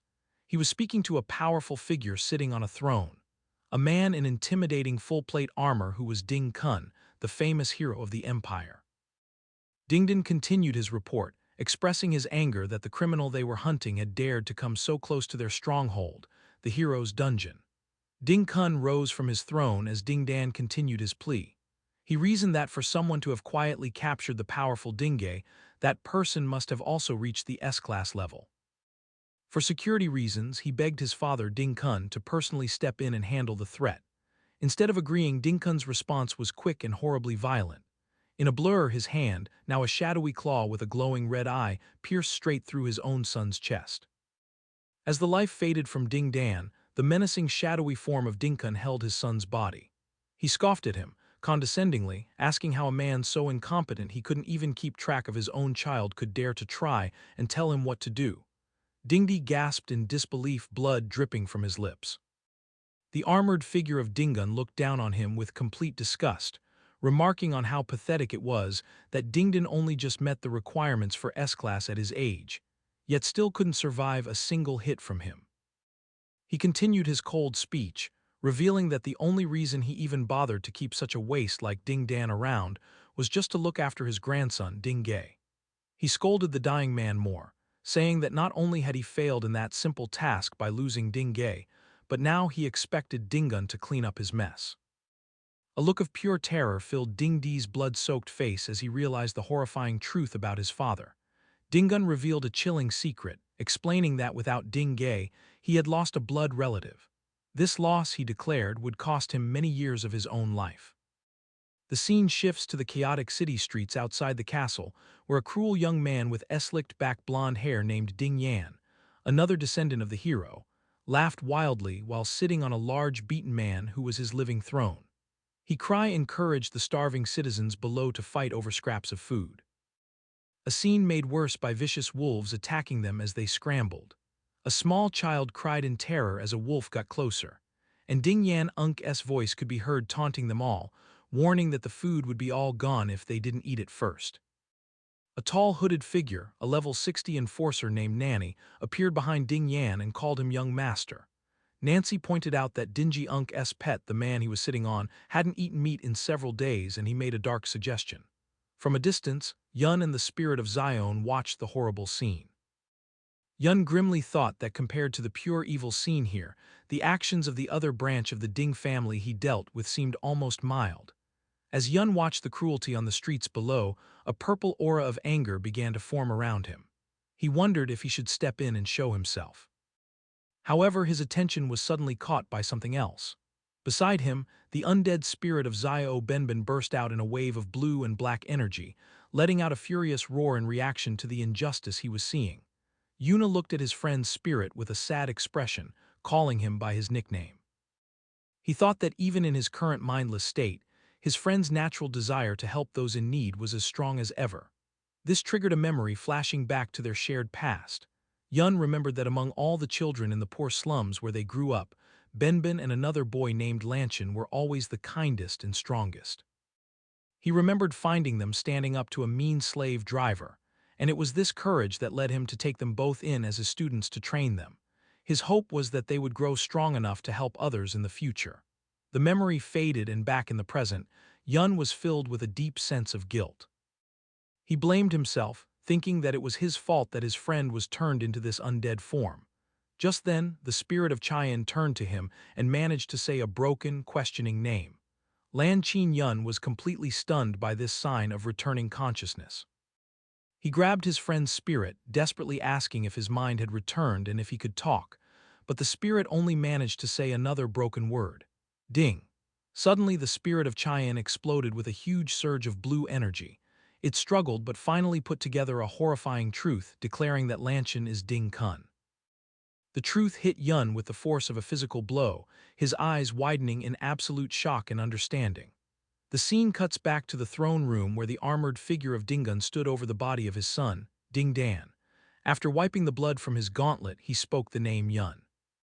In his shadowy, menacing form, he wondered aloud if someone was intentionally using a name so similar to his old enemies to provoke him. A grim knowing look appeared on his face as he thought about how many years it had been since he last heard that name. With a sinister, confident smile, he addressed his old master who was not there, declaring that he would see for himself who dared to pretend to be his dear master, revealing his true identity as Lankian. On the city streets, the cruel Dingyan speaks to his huge orca-like pets, mocking them for being well-behaved. He tells them he knows they must be starving. With a crazy laugh, he points to the terrified and hurt citizens scattered around the plaza, a scene of violence he has clearly caused. A small crying child kneels next to a fallen man, too scared to move. With a look of pure madness, Dingan declares that since the people are just toys, his pets should eat them all. He gives the command and one of the giant orcs lunges toward the helpless child. But before the creature can hit, a bright flash of purple light appears. In a moment, the orc is cut to pieces by a series of impossibly fast slices. Yun lands smoothly, his back to the chaos, his body crackling with a powerful purple aura. His face is cold with fury, his eyes glowing intensely. He thinks the name Lan Qin in total disbelief. He cannot understand how his former student can be the same person as Ding Kun, the monster who causes this horrible scene. His arrival does not go unnoticed. The enforcer Nanny steps forward, demanding to know who he is. While Ding Yan looks on in shock, Nanny laughs, calling Yun a fool for daring to enter the hero's territory to die. But Yun is lost in his own angry thoughts, his eyes burning with purple fire. He silently screams, wondering how the Lankian he knew could possibly raise such a disgusting person like Ding Yan. This brought back another memory, a flashback to a simpler time. A younger Yun stood before his two young students, Lanchian and Zio Benben Nen. He explained to them that because of the great power of class users, the old era of knights was over. However, he told them that as a knight's son himself, there were still values he wanted to teach them. He promised them that with his help, their strength would grow far beyond that of normal class users. As he spoke, the young Lankian looked up at him with bright, admiring eyes, clearly inspired by his master's words.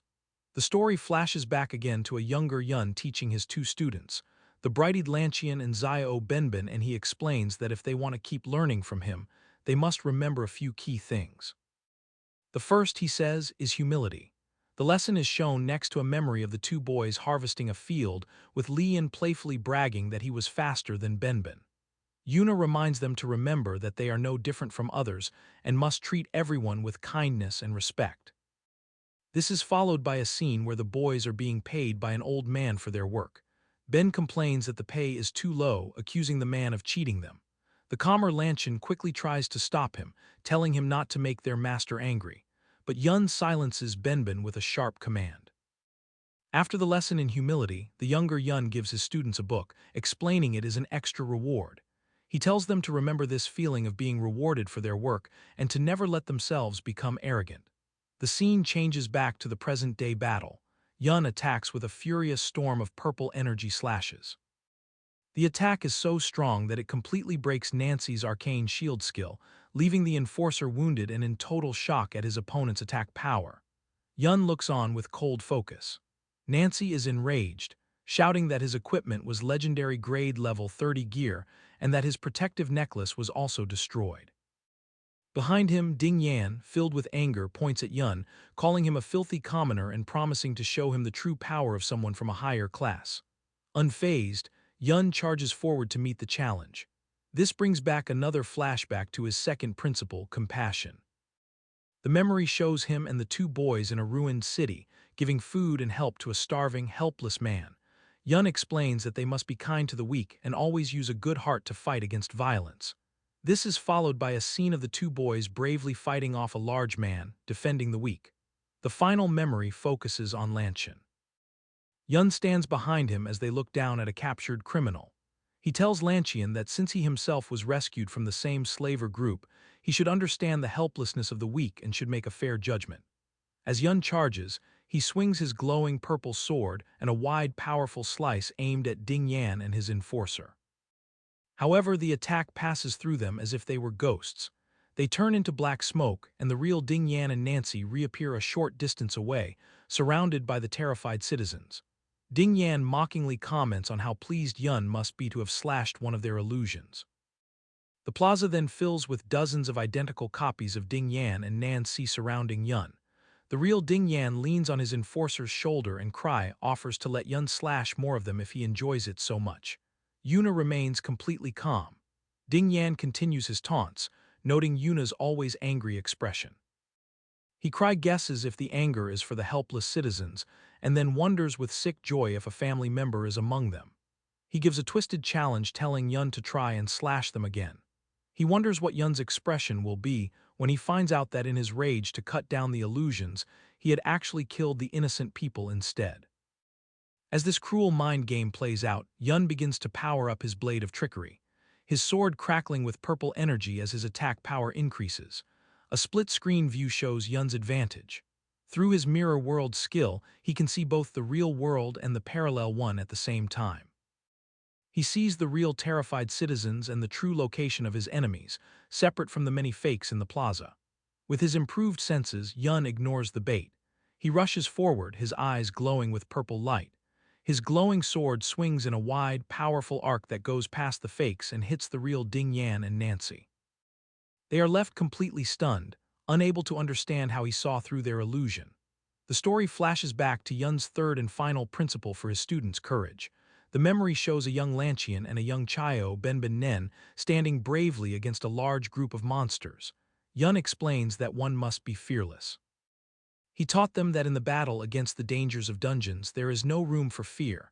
One must fight for what is right. The memory shows the two boys fighting hard, wounded but refusing to give up. After the battle, the younger Yun finally appears. An angry Benben confronts him, shouting that they were almost killed, while Lankian expresses his relief that it's over. The younger Yun smiles, telling his students not to worry as he was always nearby, watching over them. Faced with Yun's amazing power, Ding Yan immediately panics. He admits that his opponent is strong and in a show of pure cowardice, orders his enforcer nanny to stop using illusions and act as a human shield to buy him time to escape. As he runs, he screams a threat over his shoulder, warning Nancy that if anything happens to him, his grandfather will surely kill him. Left to face Yun alone, a terrified nanny desperately tries to cast a powerful spell, summoning a human delusion swamp. He complains that as a caster, he is at a big disadvantage without his illusion magic. Just as he is about to cast, Yun vanishes from sight. Nancy looks around in a panic, wondering where he went, but it's too late. Yun instantly reappears directly behind him and with a single clean swing of his sword, cuts him down. The defeated enforcer desperately begs for his life, claiming he isn't a member of the Ding family and is just a hired mercenary. He pleads with Yun to go after the escaping Ding Yan instead. Yun ignores his pleas and delivers the final blow without a word. Meanwhile, Ding Yan's escape is stopped by the ghostly large figure of the undead Zion who blocks his path. Terrified, Ding Yan immediately tries to use his family name as a shield, asking what this thing is and reminding it that he is the grandson of a hero. He threatens the spirit, promising to make its entire family suffer a terrible death if it dares to touch him. Before the spirit can act, Yun appears, summoning a huge shadowy creature that stands over the terrified Dingen. As Dingen screams in terror, a system window appears before him, showing a list of all his equipped items, his robe, skill books, potions, and belt being forcefully taken from his inventory. He can only watch in horror, asking what Yun has done to him. The scene is shown next to the final principles Yun taught his students, a strong contrast to the evil he now faces. The fifth principle was honesty, the sixth was justice, the seventh was honor, and the eighth and final principle was soul. The huge shadowy creature summoned by Yun attacks, causing a volley of dark blue energy swords to shoot up from the ground and rain down upon the city. Its target, Ding Yan lies lifeless on the ground, his time of terror brought to a quick and brutal end. Standing on a bridge looking over the horrible scene, Yun looks down at the bodies of citizens stuck on spikes. He thinks of his former student Lan Xian, thinking with bitterness on how he had not only ignored every principle he was taught, but had also betrayed both him and Chio Ben Nen in the past. His sadness turns to pure rage as he thinks about the evil that Lian has let his own family commit, and he silently screams the painful question of why it all happened. A voice cuts through his thoughts, asking why what. The shadowy armored figure of Ding Kun, who is Lankian, suddenly appears behind him. Before Yun can react, Ding Kun delivers a powerful punch to his back, mockingly commenting on how much fun he seems to be having in his secret place. The force of the punch sends Yun crashing into the castle walls, causing a huge explosion of rock and dust. Buried in the rubble, Yuni immediately begins to heal himself, casting a series of basic heal spells as he checks his new powerful equipment. He is now wearing the spider pearl necklace, the distant roar robe, the nether serpent's pants, the nether cave belt, and the nether cave pottery boots. All while his blade of trickery continues to power up his attack. Bloodied but determined, he pulls himself from the wreckage, his mind still filled with the question for his old student Lanchian. Why? The shadowy figure of his former student, now fully identified by the system as the level 71 S-Class Berserker, Lanchian, also known as Dingun, walks towards him through the destruction. Instead of facing him directly, Yun uses a new plan, throwing a volley of shiny mirror-like shards toward his enemy. Ding easily blocks the objects, confused by what they are and asking if they are mirrors. The shards are a distraction, and Yun uses them as portals, appearing instantly behind his former students. With his enemy caught off guard, Yun brings his glowing purple sword down in a powerful strike, his voice filled with the pain and rage of a decades-old betrayal as he screams the question that has been bothering him.